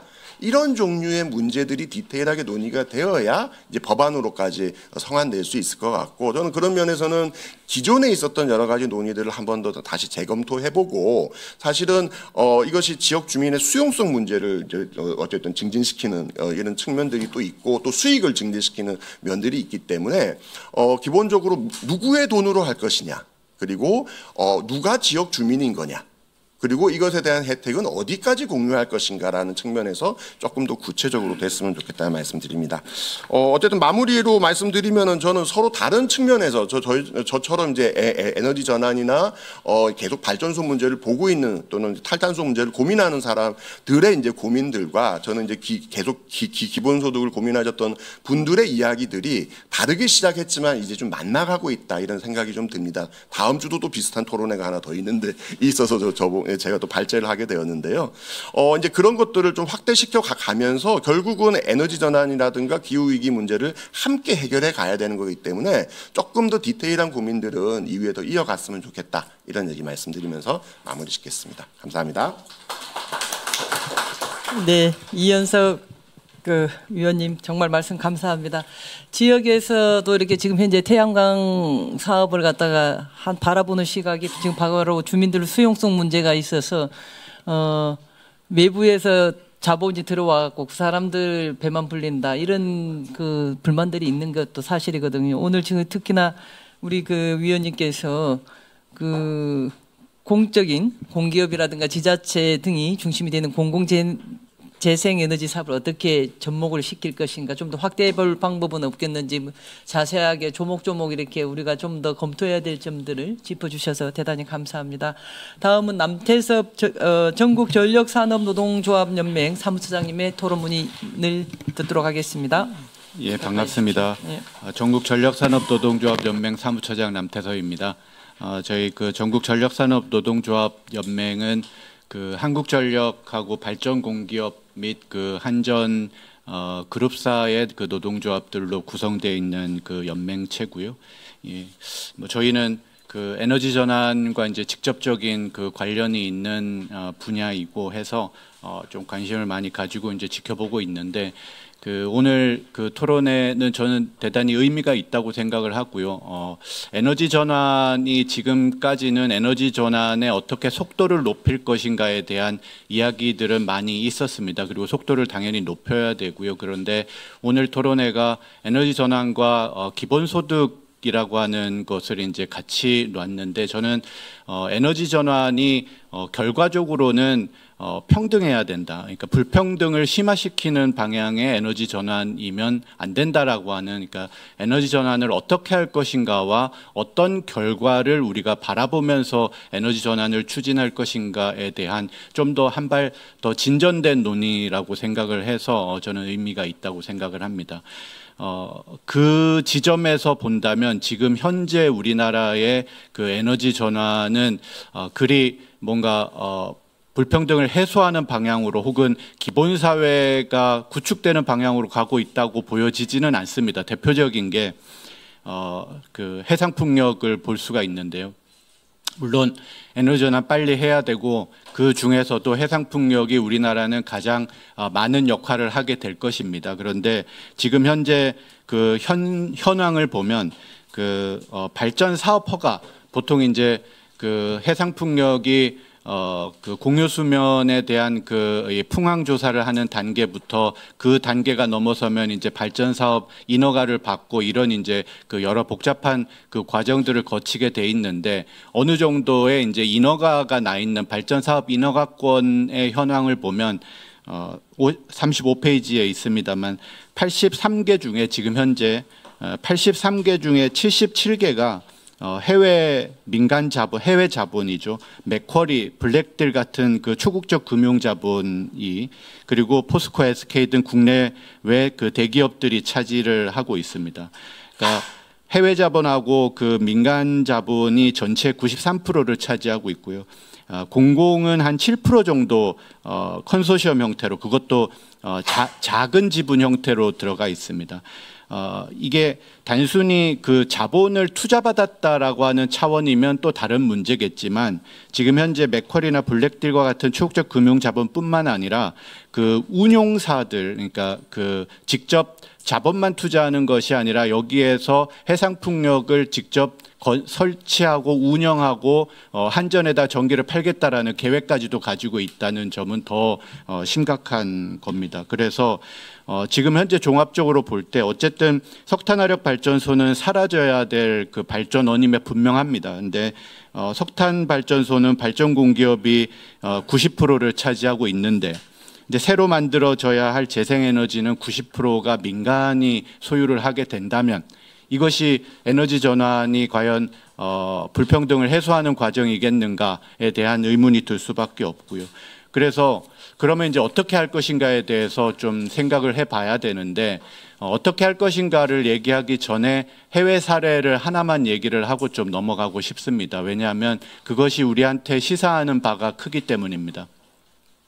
전 세계 해상풍력 시장의 4분의 1을 차지하고 있는 기업이 덴마크 오스테드입니다. 그런데 덴마크 오스테드가 그 덴마크의 국영기업이다라고 하는 사실은 잘 모르시는 분들이 많습니다. 덴마크의 오스테드는 덴마크 정부가 50.1%를 지분을 소유하고 있는 덴마크의 국영기업입니다. 그런데 이 덴마크의 국영기업이 전 세계 해상풍력 시장의 4분의 1을 차지하고 있고 우리나라의 인천 앞바다에도 이미 오스테드가 그 발전사업 인허가권을 가지고 있습니다. 그러니까 한마디로 그 오스테드는 과거에 가장 탄소 집약적인 에너지 기업이었습니다. 그래서 화력 발전 위주의 기업이었었는데 단 10년 만에 덴마크 정부가 계획을 세우고 단 10년 만에 전 세계 해상풍력 시장의 4분의 1을 차지하는 그런 국영기업으로 성장을 시켰다는 거죠. 어떻게 그게 가능할 수 있었느냐? 덴마크 정부가 덴마크에 이 해상을 내줬기 때문입니다. 그러니까 시장을 만들 수 있게 해주고 그리고 거기서 기술력을 만들고 거기서 경쟁력을 갖출 수 있도록 만들고 그러면서 그 덴마크 정부가 그 지원을 하고 그렇게 하면서 어떤 규모의 경제를 통해서 경제성을 확보할 수 있도록 해줬기 때문에 오스테드가 지금의 같은 그런 역할들을 할 수 있었던 거고요. 그리고 이제 막 검색들 많이 해보시면 이 이익 공유와 관련된 뭐 연금도 마찬가지입니다만 이익 공유와 관련된 가장 해외 사례의 모델로 얘기되는 그 미들그랜둔이라고 하는 해상풍력 단지가 있습니다. 뭐 여러 저 막 지자체 의원님들도 막 다녀오시고 막 하던데 근데 여기서 중요한 거는 이런 지역사회 상생 모델도 가능했던 것은 오스테드가 국영기업이었기 때문에 이런 어떤 그 이익 공유라든지 지역사회의 상생 모델이 훨씬 더 자연스럽게 이루어질 수 있었다는 점을 좀 우리가 기억을 해야 됩니다. 그래서 이 오스테드가 우리 그 나라에 우리에게 시사하는 바는 이 국영기업을 활용해서 에너지 전환의 그 모델 창출이 가능하다라고 하는 제가 왜 가능하다라고 하냐 하면 에너지 전환의 속도를 얘기하시는 분들 중에 오히려 이 국영 한전과 발전 공기업이 걸림돌이다라고 얘기하는 전문가들이 상당수 있는 걸로 알고 있습니다. 그런데 저는 오히려 그렇지 않다. 오히려 에너지 전환의 속도를 높이기 위해서라도 그리고 뭔가 기본 사회에 충실한 모델을 만들기 위해서라도 우리는 우리가 가지고 있는 국영기업을 활용하는 방안을 그 만들어 가야 된다. 이것이 이제 그 강남은 이사장님의 그 발제 속에서도 한 좀 지점으로 이제 등장을 하고 있는데요. 그래서 저는 거기에 맞춰서 좀 말씀을 조금만 더 드리려고 합니다. 발전 공기업 주도로 해서 재생에너지가 확대가 되는 것이 가능합니다. 그리고 이게 필요한 이유를 조금만 더 말씀드리면 뭐 단순히 기술 역량은 축적이 돼 있습니다. 근데 비용 측면에서도 발전 공기업과 민간 그 기업으로 민간 발전사로 해서 그 균등화 발전 비용을 그 분석을 해보면 대규모 태양광 같은 경우에는 한 7.2% 정도 더 저렴하게 할 수가 있습니다. 에너지 전환 과정에서의 불평등 중에 하나가 이제 에너지 요금이 상승하는 것일 텐데 이 발전 공기업을 통해서 어떤 비용 측면에서의 그 어떤 그 메리트를 더 가져갈 수 있다 이제 이런 거죠. 당연히 공급이라든지 산업 생태계 측면에서는 지금 현재 발전 공기업이 가지고 있는 그 역량을 활용하는 것이 훨씬 더 필요하리라고 봅니다. 그리고 또 하나가 지금 현재 아까 송전망 얘기도 나왔었는데 37페이지에 이제 제가 한전 투자 여력 회복과 관련돼서 말씀을 드렸는데, 이 에너지 전환과 송전망은 뭐 직접적이기도 하고 지금 당장의 문제이기도 합니다. 송전망이 없어서 오히려 재생에너지 발전이 걸림돌이 되는 이런 상황이 연출돼서는 안 되는데, 지금 현재 좀 그런 상황이 연출되고 있어서 대단히 안타까운데요. 36년까지 신규 송변전 전력망 건설에 필요한 비용이 56조 5천억 원이 예상이 됩니다. 이것이 있어야지 그 재생에너지가 더 이제 확대가 될 수 있는데요. 지금 현재 그 한전의 그 적자와 이 재무 구조를 그대로 두고서는 한전의 투자 여력을 회복할 수가 없습니다. 그러면 당연히 그 송변전 전력망 건설도 더 지연이 될 수밖에 없고, 그것은 에너지 전환의 또 다른 걸림돌이 될 수밖에 없습니다. 그래서 다른 어떤 전기요금의 의미를 다 차치하고서라도 저는 한전의 투자 여력을 회복하는 것이 에너지 전환의 지금 당장에 좀 극복해야 될 과제이다라고 생각을 하고요. 그리고 또 하나가 왜 발전 공기업들은 그러면 민간하고 경쟁해서라도 에너지 전환에 이 정도밖에 못하냐, 너네가 석탄에다가 뭔가 미련이 남아서 그런 거 아니냐, 이제 이런 얘기들도 있는데요. 그렇지 않습니다. 지금 이번 정부 들어서 가장 큰 문제가 뭐냐면, 어쨌든 공기업에 대한 그 경영 평가를 하면서 재무구조 개선 지표, 그러니까 재무 건전성을 그 평가 가점을 2배 이상을 높였습니다. 그러면서 오히려 발전 공기업이라든지 이 에너지 공기업들이 에너지 전환에 투자할 수 있는 그 여력을 오히려 발목 잡고 있는, 그래서 오히려 나서지 못하는 이런 측면들도 있다는 거를 좀 감안을 해주셨으면 좋겠고요. 그래서 결론적으로 말씀드리면 저는 뭐 탄소 배당 햇빛 연금도 결국에는 공공재생에너지라고 하는 그 에너지 공기업의 역할을 통해서 가능하다고 생각을 합니다. 뭐 속도 측면뿐만 아니라 그 전력산업의 공공성 측면에서도 마찬가지입니다. 38페이지인데요. 지금 현재의 그 발전호사 경쟁 체제는 석탄화력 발전소가 중심이던 시절에 만들어진 전력산업 구조 개편입니다. 이제 그 역할과 그 효과는 다 했다고 생각을 합니다. 그래서 어차피 석탄화력 발전소가 사라지고 이제 축소될 수밖에 없다면 지금 현재의 그 에너지 발전 공기업들의 이 경쟁 체제는 유효하지 않다고 보고요. 오히려 재생에너지 확대 측면에서도 전력 에너지 공기업의 대통합이 이사장님 말씀하신 것처럼 대통합이 필요하다고 생각을 합니다. 이를 통해서 저는 어떤 그 에너지에 대한 그 안보도 새롭게 좀 정립이 될 필요가 있다 생각합니다. 지금까지는 우리는 에너지 안보는 연료 공급의 안정성 확보 측면에 맞춰져 있었는데, 이 화석 연료의 퇴장과 함께 이제 에너지 안보는 어떻게 그 발전을 공공의 통제 아래 국민의 보편적인 에너지 기본권을 충족시킬 수 있는가라고 하는 것이 이제 에너지 안보가 되어야 된다고 생각을 하고요.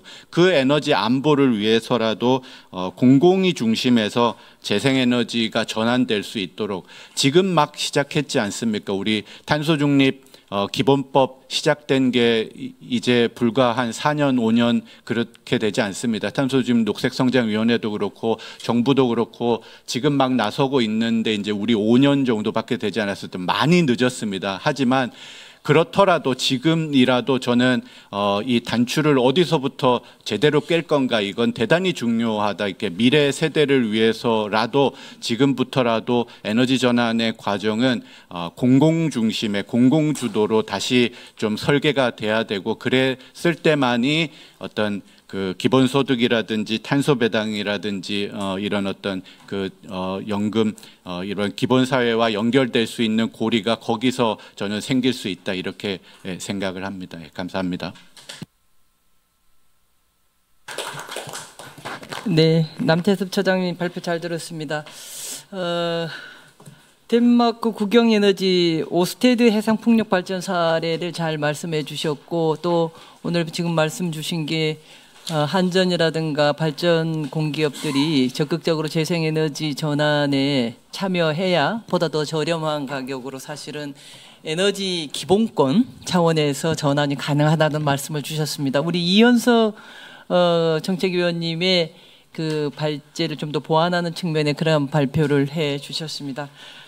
이상으로 토론 발표는 다 마무리가 되었는데요. 이상 그 패널 토론을 마치고 혹시 이 지금 발제와 토론과 관련해서 많은 의원님들께서도 이 자리에 그 끝까지 함께해 주고 계시는데요. 질문이나 의견이 있으신 분 토론 이어가도록 하겠습니다. 네, 의원님.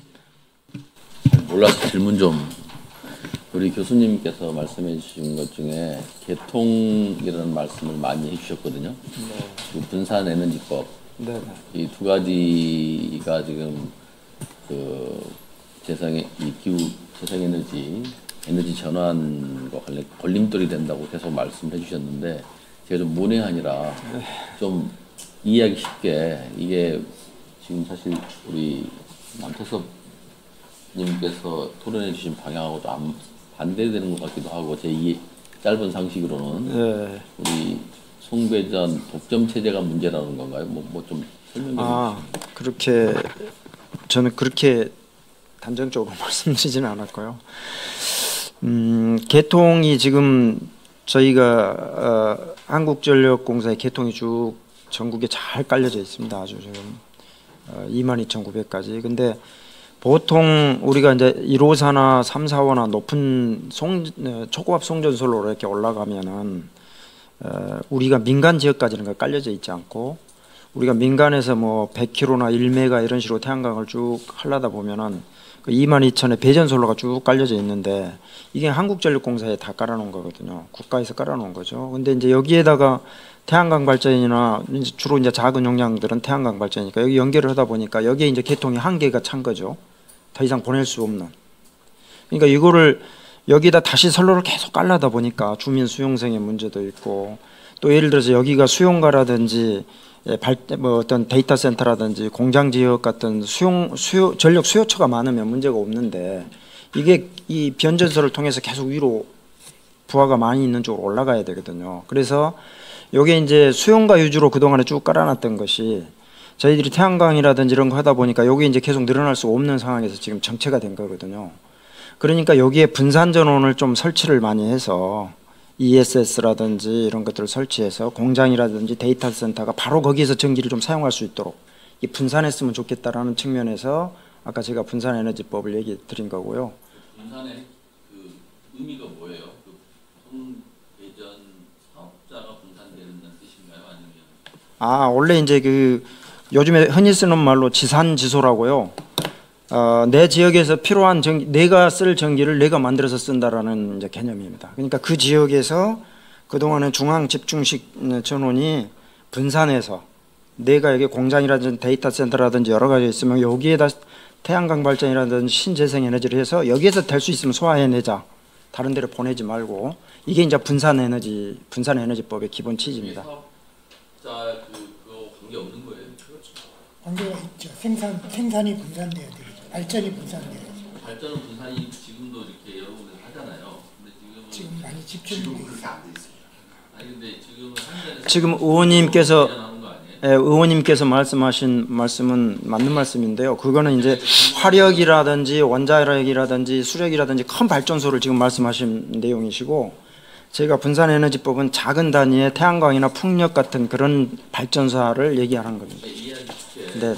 저희 용인에 지금 이제 대규모 반도체가 돌잖아요. 네네. 근데 거기에 전기를 거기서 생산해서 바로 쓸 수 있어야 된다는 주장이 있는데. 그래야 되는데 거기 수도권은 좀 힘들죠. 용인 같은 경우는. 그런데 그게 또 한 가지는 그러니까 제주도에 지금 풍력이 남아도는데. 네네.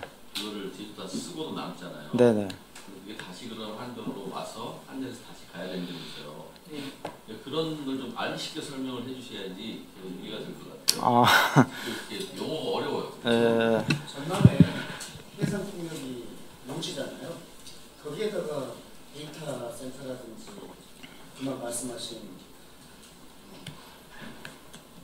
공장이라든지 뭐 이렇게 가면은 너무나 좋은 거죠. 그러면 거기 생산한 거를 바로 거기서 공급할 수 있어요? 그래 법 체제에서? 40메가 이하에서만 지금 법 체제도 왜냐하면 그게 안 되고 있죠. 이제 태양광을 갖다가 예를 들어서 그 뭐 지금 이제 그 A라는 지역에서 생산을 하잖아요. 그럼 생산을 하면은 그 만든 것을 가지고 농업용이든 산업용이든 거기서 쓰고 남은 것을 한전에다가 판매를 해야 되는데 현행 법상으로는 생산해가지고 다 한전 대통령을 통해서 한전에다가 판매를 하고 그것을 생산을 하기 위해서 쓰는 가정용 전기라든가 농가용 전기는 한전 것을 사서 쓰는 그런 형태로 되어 있습니다. 제가 좀 제주도거든요. 저를 좀 봐주십시오. 저를. 토론 잘 들었고요. 일단 재생에너지 비율이 저희가 이제 19.8%로 나오는데 실은 한 22% 됩니다. 22% 그러니까 국가 정책에 그렇게 충실했고 물론 바람자원, 태양광자원 많아가지고 빨리 접근한 측면이 있는데 지금 엄청난 문제에 직면하고 있습니다. 작년 같은 경우 출력 지원만 한 160회 있었으니까요. 정부가 권장해가지고 했는데 이렇게 된 것이죠. 근데 지금도 계속 이제 뭐 60% 얘기 나오고 있고 너무 늦었다. 분산에너지조차도 얘기하고 있지만 전 분산에너지 관련해서도 ESS 장치와 관련한 그 안전성, 경제성의 문제를 어떻게 극복할 것인가가 얘기되지 않은 상태에서 분산에너지가 답이다라고 얘기한 것도 저는 문제가 있다고 보고요. 그렇다고 간헐성의 문제를 어떻게 극복할 것인가 이런 것들에 대한 지금 답도 안 나와 있고 저는 어떤 생각이 드냐면 제주도의 많은 자원을 가지고 높여갑니다. 높여가서 한 5, 60% 금방 도달할 거예요. 저희가 인허가만 계속 내주고 하면. 근데 이제 만약에 넷제로와 관련해서 또 다른 대안, 예를 들어서 SMR이라든가 이런 것들이 대안이다. 지금 정부가 추진하고 있는 권장하고 있는 재생에너지 정책이 결국 궁극적으로 우리가 현실적으로 다가서기 힘든 상황이고 또 다른 대안이다라고 얘기해버리게 되면 그 많은 시설물과 투자들 이거 어떻게 할 거냐 그런 우려가 있다는 것입니다. 지금 전국 평균 한 10년치 정도 앞서가고 있음에도 불구하고 별다른 대안이 없습니다. 그린수소 생태계 얘기하지만 잉여전력 가지고 그걸 만들겠다고 하는데 국가 차원에서 산자부 차원에서도 그린수소의 산업 생태계에 관련해서 생산 비용의 문제에 대해서 회의적으로 보고 있는 게 사실이고요. 뭐 데이터 센터 남는 전력 가지고 데이터 센터 제주도에 몇 개 유치할 수도 없는 상황이고, 정부나 이제 우리 교수님과 이제 전문가들은 계속 권장을 하고 있고, 그래서 간헐성의 문제, 저장성의 문제에 대한 조금 더 접근이 좀 필요하고, 또 이제 지금까지 우리 윤석열 정부가 추진하고 있는 어떤 확신인지 모르지만 SMR 바이든은 워싱턴에 꼽겠다고 하고 있고 빌 게이츠는 자기 재산 뭐 2분의 1을 투자하고 있는 이런 상황인데 그 흐름에 대해서 종합적으로 분석해서 정책화시켜서 지역 주민들이 따라가라고 해야 되지 제주도민들 같이 처음에는 제3연계선만 이제 완성되면 육지로 공급하면 되니까라고 했거든요. 근데 지금 뭐 전라남도 지역에서도 출력 제한은 이루어지고 있지 않습니까? 전기의 질도 있는 것이고 그래서 상당한 문제에 봉착해 있죠. 또 바람연금과 관련해서 저희가 또 태양광 연금에 관한 접근이 있었거든요. 근데 그분들이 다 망했습니다. 과수원을 폐원해서 태양광을 설치하면 그것으로 1년에 한 5천만 원 정도의 수익을 보장하겠다라고 얘기해서 나이 드신 분들이 과수원 폐원해서 태양광 설치했거든요. 지금 다 망했습니다. 이런 것들 좀 알아주시고 저희가 이제 재생에너지의 속도감 있는 추진이란 명분에 동의를 하지만 그럼에도 불구하고 현실적인 문제들에 대해서는 조금 더 좀 접근이 필요치 않는가 이런 생각을 조금만 저 얘기를 좀 더 했으면 좋겠는데요. 그러니까 저는 이렇게 보면 이게 사실은 그동안 시민사회단체나 전력하는 사람들이 계속 얘기했던 것 중에 한 게 예를 들면 이런 겁니다. 아무리 쌀을 많이 만들고 수박이니 고추니 채소를 많이 재배를 해서 생산을 했더라도 판로가 없으면은 내지는 이거를 서울이나 대규모로 소비할 수 있는 데까지 옮길 수가 없다면 그냥 지역에서 썩고 있는 겁니다. 지금 사실 그런 일들이 지금 벌어지고 있는 거고요. 그래서 사실 아까 이제 재생에너지가 3배가 늘어야 된다라고 하는 국제 에너지 기구 보고서를 보면은 태양광만 많이 늘리고 풍력만 많이 늘리라고 절대 안 써 있어요. 똑같이 그거에 맞춰서 전력망도 투자를 몇 배를 늘리라고 돼 있거든요. 근데 우리나라의 지금까지의 여러 가지는 예를 들면 이런 겁니다. 아까 76만 5천 볼트 송전탑 얘기해 주셨는데요. 그게 처음 들어오게 된 게 대규모로 석탄이나 핵발전소 한 군데 한 6개, 7개 많은데 10개씩 발전소를 짓다 보니까 76만 볼트까지 올라간 거예요. 그렇게 된 거거든요. 그럼 지금 말씀하신 것처럼 제주도에 엄청나게 사람들 뭐 귤 농사 안 되니까 태양광 짓고 했으면 저는 그게 제주도에서 육지로만 가는 게 아니라 더 빠르게 육지에서도 지금 서해안까지 해서 위로 올린다는 거지 않습니까? 그 계획이 만약에 10년 전에 나왔으면 저는 지금과 같은 혼란이 전혀 안 생겼을 거라고 봅니다. 근데 이게 SMR이니 핵발전소 문제니 이게 다 엉켜버려가지고 그러니까 재생에너지 안 되는 거 아니야? 다 손해보고 있는 거 아니냐라는 식으로 지금 윤석열 정부가 몰고 가고 있는 거죠. 그래서 저는 분리할 거는 정확하게 분리를 해야 된다. 지금의 문제는 발전소가 문제가 아니라 이거를 생산한 전기를 올리기 위한 방법이 만들어져야 되는 거고 1차적으로 말씀하신 것처럼 지산지소가 돼야 됩니다. 그 지역에서 쓰는 게 먼저겠죠.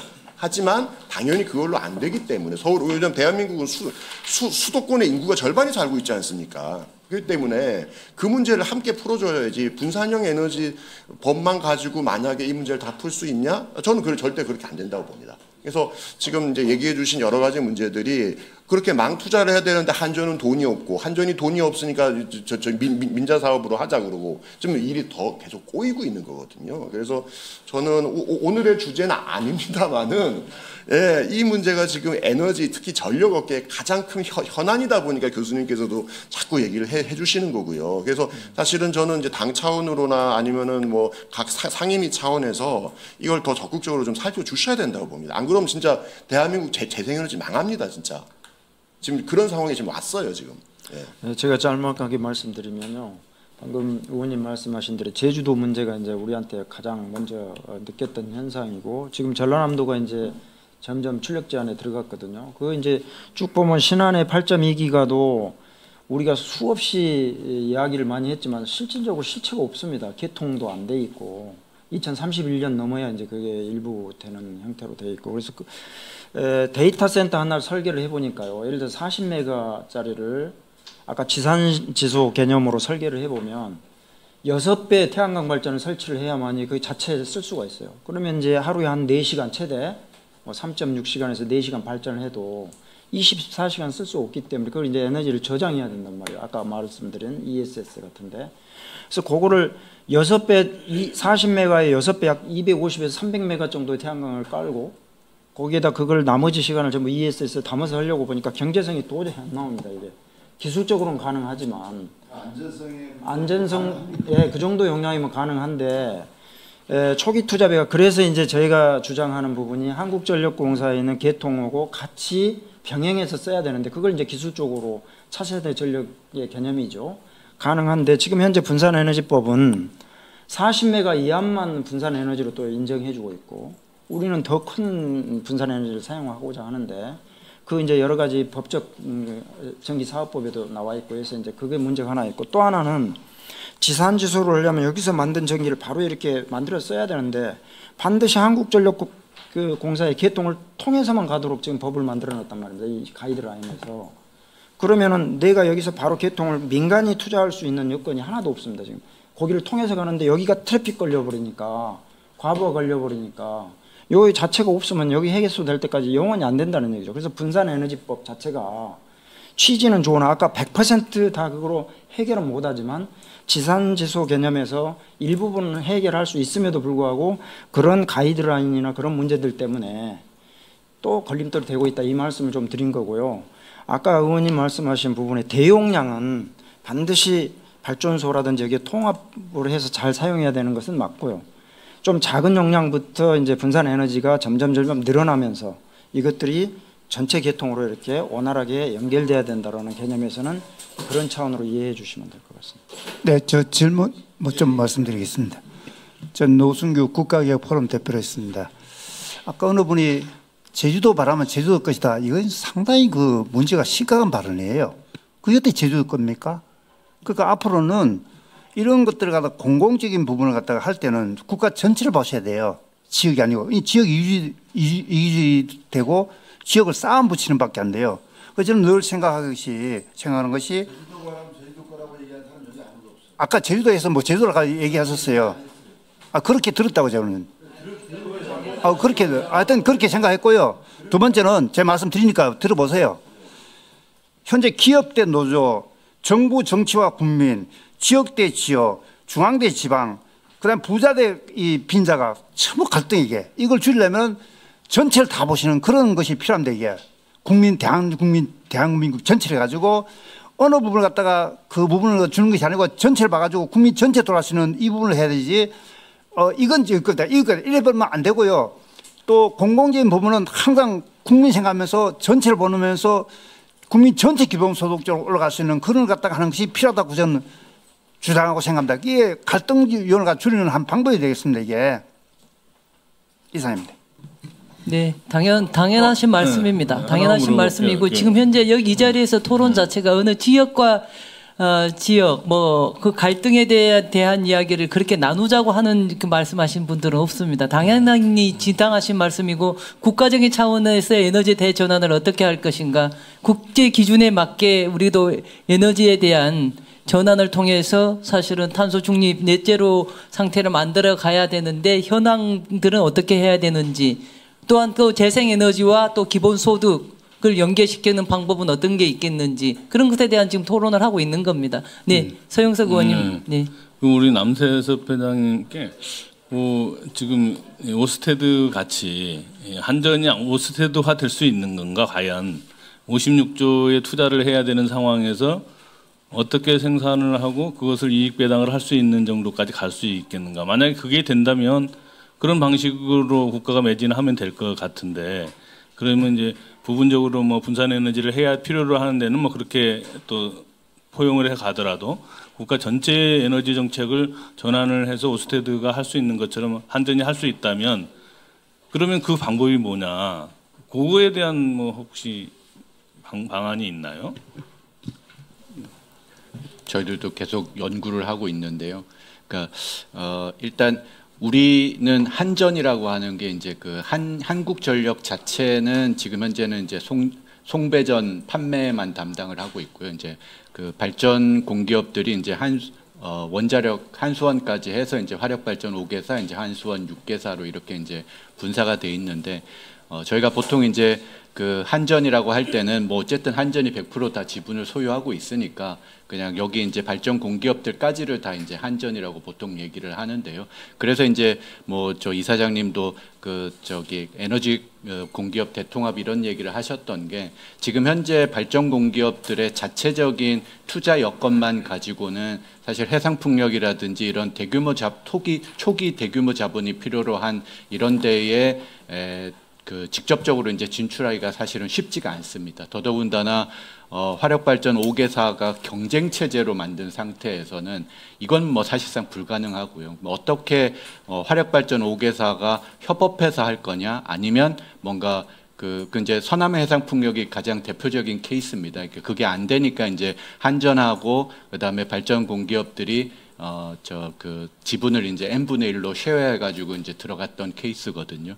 그러니까 그런 것처럼 지금 현재 형태에서 구조를 바꾸지 않고 할 수 있는 거는 어떻게 이제 그러면 뭔가 이렇게 그 한전 중심으로 해서 어차피 자회사니까 그러니까 여기들이 이제 합쳐가지고 그 같이 이제 그 컨소시엄 형태로 할 수 있게 할 것인가 이런 건 이제 좀 단기적인 방법이고요. 근데 이것보다는 지금 현재는 어쨌든 해상풍력이라고 하는 게 뭐 거의 한 100조 시장이다 이제 이렇게 얘기하라는 것처럼 이렇게 대규모 그 이 개발되고 돼야 되는 시장이기 때문에 지금 현재 단계에서는 이런 어떤 단기적인 접근보다는 이 발전 공기업이라든지 한전의 이 체계에 대한 좀 재정비 이거를 통해서 재생에너지로 빠르게 전환할 수 있는 구조를 만드는 거 이제 이런 게 필요하다라고 생각하는데 그 구조는 방법은 뭐 이제 뭐 저희의 주장이 그렇다가 아니라 이렇게 이제 좀 얘기되는 것들로는 뭐 재생에너지 공기업을 별도로 발전 공기업들을 재편하는 과정에서 만들 수 있지 않느냐 이제 이런 주장도 하나 있고요. 그리고 또 하나는 뭐 그것보다는 어차피 이제 이 통합적으로 하면서 오히려 이제 해상풍력이라든지 이런 그 어떤 자본 초기 대규모 자본을 좀 형성할 수 있는 역할을 높이려면 한전으로 수직적으로 좀 재통합을 해서 그걸 통해서 뭔가 좀 대응 역량을 키워야 되지 않느냐. 좀 이런 이제 그 두 가지 케이스가 좀 주로 얘기가 되고 있고요. 근데 이 또한 지금 아까 이제 재원 마련과 관련돼서는 단순히 그 공기업의 어떤 자체 가지고 있는 그 역량 어떤 투자 재원 이것만 가지고는 불가능합니다. 그러니까 해상풍력이라든지 신재생 에너지에 들어가기 위해서는 별도의 국가 주도의 어떤 그 재원 마련은 반드시 좀 다른 차원에서 좀 필요한 문제입니다. 감사합니다. 또 하나는 뭐 계속 이 토론을 이어가려면 여러 가지 좀 뭐 또 궁금한 점들이 있죠. 지금 현재 이번 추석에도 굉장히 더웠지 않습니까? 그러다 보니까 언론에서도 이제 전기요금 인상 문제를 거론하기 시작하고 또 누적 굉장히 그 지금 한전의 누적 그 적자가 굉장히 심각하지 않습니까? 이런 상태에서 우리 남태섭 위원장님께서 말씀하셨다시피 재생에너지에 적극적으로 투자할 수 있는 여력이 생길 수 있겠는지 그거는 또 다른 그 전기요금 인상 요인으로 또 이렇게 부담이 되지는 않겠는지 하는 뭐 의구심들도 지금 일반 국민들은 이렇게 갖고 있는 것이거든요. 거기에 대해서 혹시 코멘하실 수?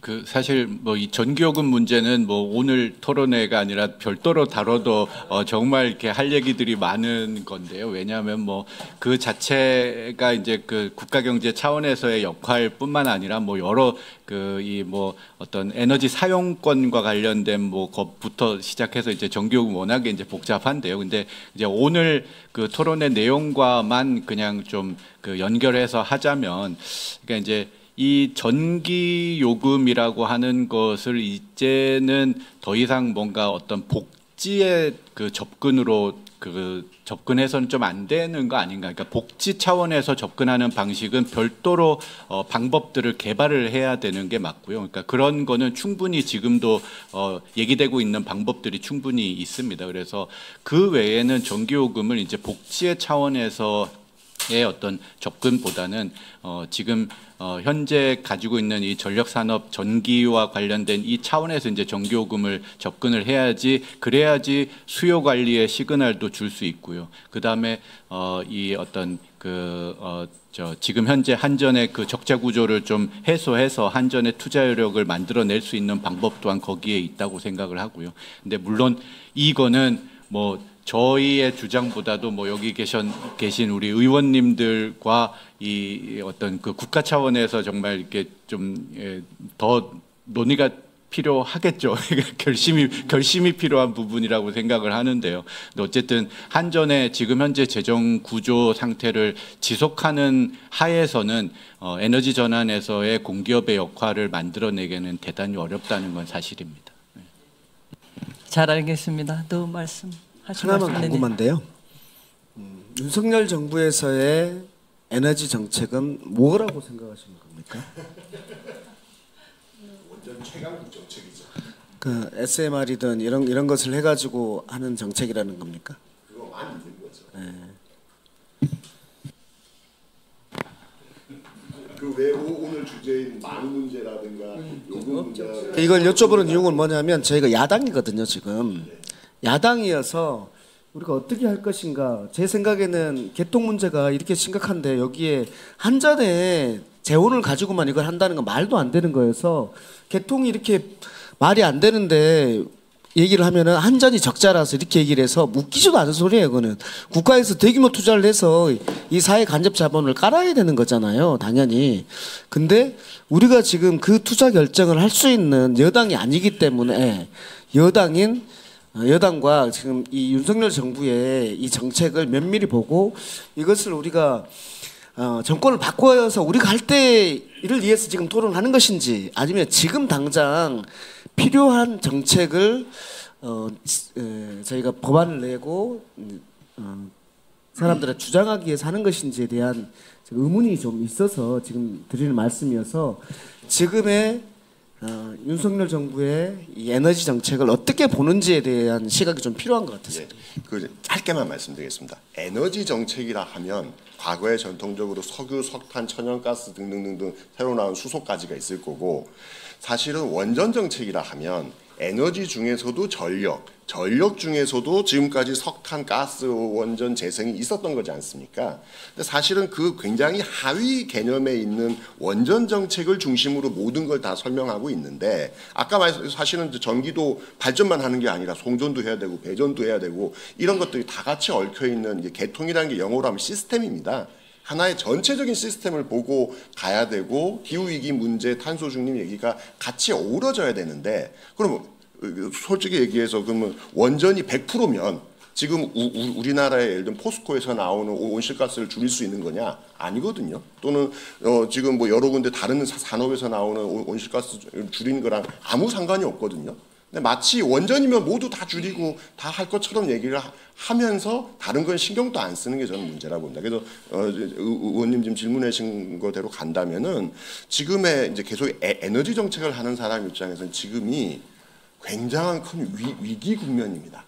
왜냐하면은 지난 100년 동안 있었던 전력 산업이 지금 급변하고 있는 시대이고 여기서 까딱 잘못하면은 사실은 완전히 뒤로 물러날 수밖에 없는 그런 상황인 건데 다른 건 눈에 안 보고 마치 말에 이거 눈에 씌워놓은 것처럼 원전만 보고 있는 거죠.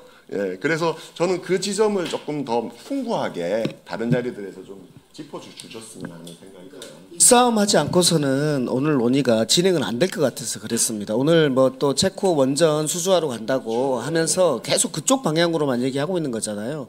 저는 지금 숨이 막힐 정도로 갑갑한데 이 정부하고 우리 야당과의 소통의 문제라든지 시민단체 소통의 문제라든지 이 문제에서 이것을 결론을 내지 않으면 이 문제가 해결되지 않을 것 같은 느낌들이 들고 오늘 기본소득과 관련해서는 누구나 기본소득을 받고 싶어 합니다. 근데 그 어떤 돈으로 재원 얘기하면 깝깝해지는 건데 그 재원이 유일하게 가능한 것이 재생에너지 부분이잖아요. 그러니까 이 부분을 놓치고서는 우리의 미래를 얘기할 수 없는 이 중차대한 문제에 있어서 저쪽 당과 우리 당과 윤석열 정부와 우리의 생각 차이가 너무나 큰 심연으로 있어 보이는 상황에서 우리끼리 이 논의하는 것이 큰 의미가 없어 보일 정도로 저쪽의 전문가, 우리 전문가 나와서 어떻게 갈 건지에 대해서 결론 안 나면은 이걸 끝내지 않을 정도로 무제한 토론을 해야 된다고 생각되는 정도입니다. 예. 잠깐 좀 말씀드릴게요. 근데 아까 말씀하신 것처럼요, 윤석열 정부는 뭘 해도 사람들이 국민들이 믿질 않아요. 뭘 해도. 그러니까 이것이 상당히 심각한 문제예요. 왜냐하면 지금 지지도가 26%까지 내려갔는데 그 얘기가 듣겠어 이게. 그러니까 정책이 해도 안 듣는 것은 이 자체가 문제인데 이제 야당에서 이제 주도해 나갈 수밖에 없는 게 사실 오해 본다면요. 선자부는 이 공무원들은 뭐 하고 있냐에 대한 문제가 있는 거죠. 그렇죠, 그것도.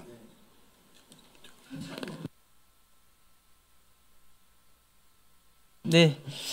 하여튼 뭐 간단한 그런 게 아닙니다. 우리가 지금부터라도 이 논의에 대해서 가열차게 이렇게 하지 않으면 다음 정권 교체까지의 된다 하더라도 사실 그만큼의 시간이 더뎌지기 때문에 우리가 이 토론회를 하고 있는 것이고 방금 우리 민병덕 의원님께서 말씀하셨다시피 이 논의 자체만으로도 더 과감하게 확대되어서 토론을 벌여서 답을 내야 될 상황이라고 봅니다. 이 귀한 시간을 위해서 지금 현재 새벽부터 멀리 경북 청도에서 올라오신 우리 김기현 위원장님이 지역위원장님이 계시는데 제가 미처 소개를 못 드렸네요. 저 뒤에 와 계신데 대단히 감사합니다.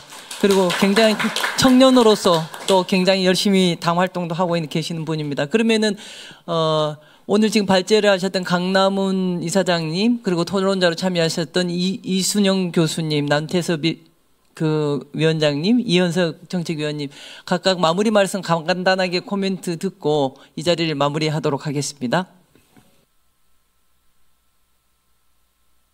예, 진지한 토론 감사드리고요.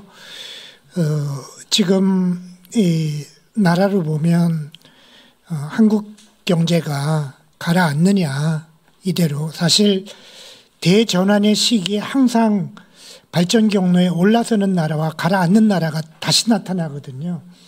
지금 이 윤석열 정부의 가장 큰 잘못은 이 에너지 정책에 있다고 보고요. 잘못된 에너지 정책으로 한국 경제를 이 대전환의 시기에 나락으로 떨어뜨리는 경로로 가고 있다. 그것이 이제 가장 빠른 시간 내에 윤석열 정부가 중단돼야 되는 가장 중요한 이유다. 저는 그렇게 생각을 합니다. 그리고 그렇게 잘못된 결정은 내리는 그런 나라들은 이렇게 몇 가지 특징들이 있는데 과거에 집착한다든지 등등 이렇게 시대에 적응하지 못하는 게 있는데 원자력 원료가 우리나라에 하나도 나지 않는데 남의 나라에서 수입해야 되는 원료를 가지고 이 재전환을 맞이해요. 태양광이나 공기는 다 우리나라에서 나는 건데 국산품 원료가 있는데도 공짜인데도 그걸 비싼 돈을 내고 외국에서 수입하겠다고 나중에 그 피해를 공해 물질을 생각 안 하도록 그렇게 어리석은 결정을 내리는 그러한 정부들은 빨리 끝장을 내고 문재인 정부 때 이미 끝장 토론으로 우리가 어느 정도 합의를 봤습니다. 원자력 있는 거 쓰자. 그 대신 뭐 그걸로 새 걸로 있는 범위 내에서 좀 더 낡아지면 새 걸로 바꿀 수도 있겠지만 나머지는 재생에너지 채우자라는 국민적인 합의가 있었으니까 그 합의로 다시 되돌아가서 그 합의를 존중해서 빨리 이 정부를 마무리시키고 우리가 이 대계획을 제로 해나가야 될 것 같습니다.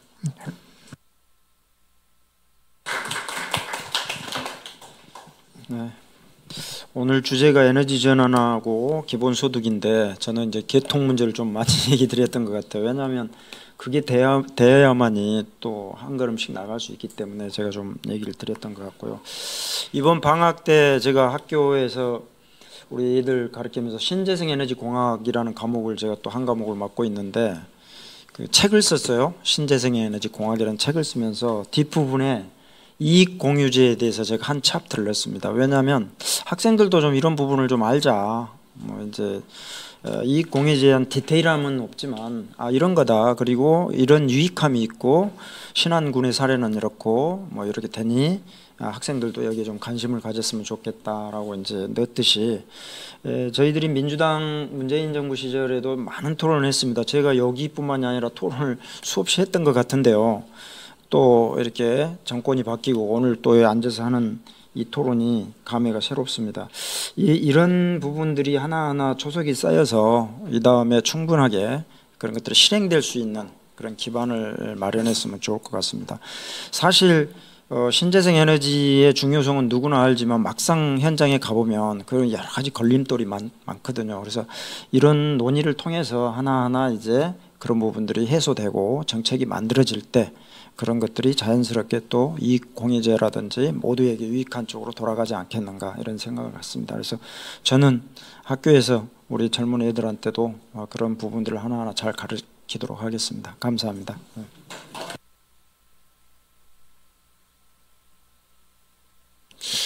사실 이제 대한민국 역사를 최근 한 뭐 60년 정도, 50년 정도로 보면은 계속 산업화가 되면서 제일 중요하게 생각했던 게 실제로 에너지입니다. 그래서 뭐 송전망도 투자를 했고 발전소도 계속 투자를 하면서 온 것이고 이제 그런 상태에서 새로운 대전환의 시기를 맞은 겁니다.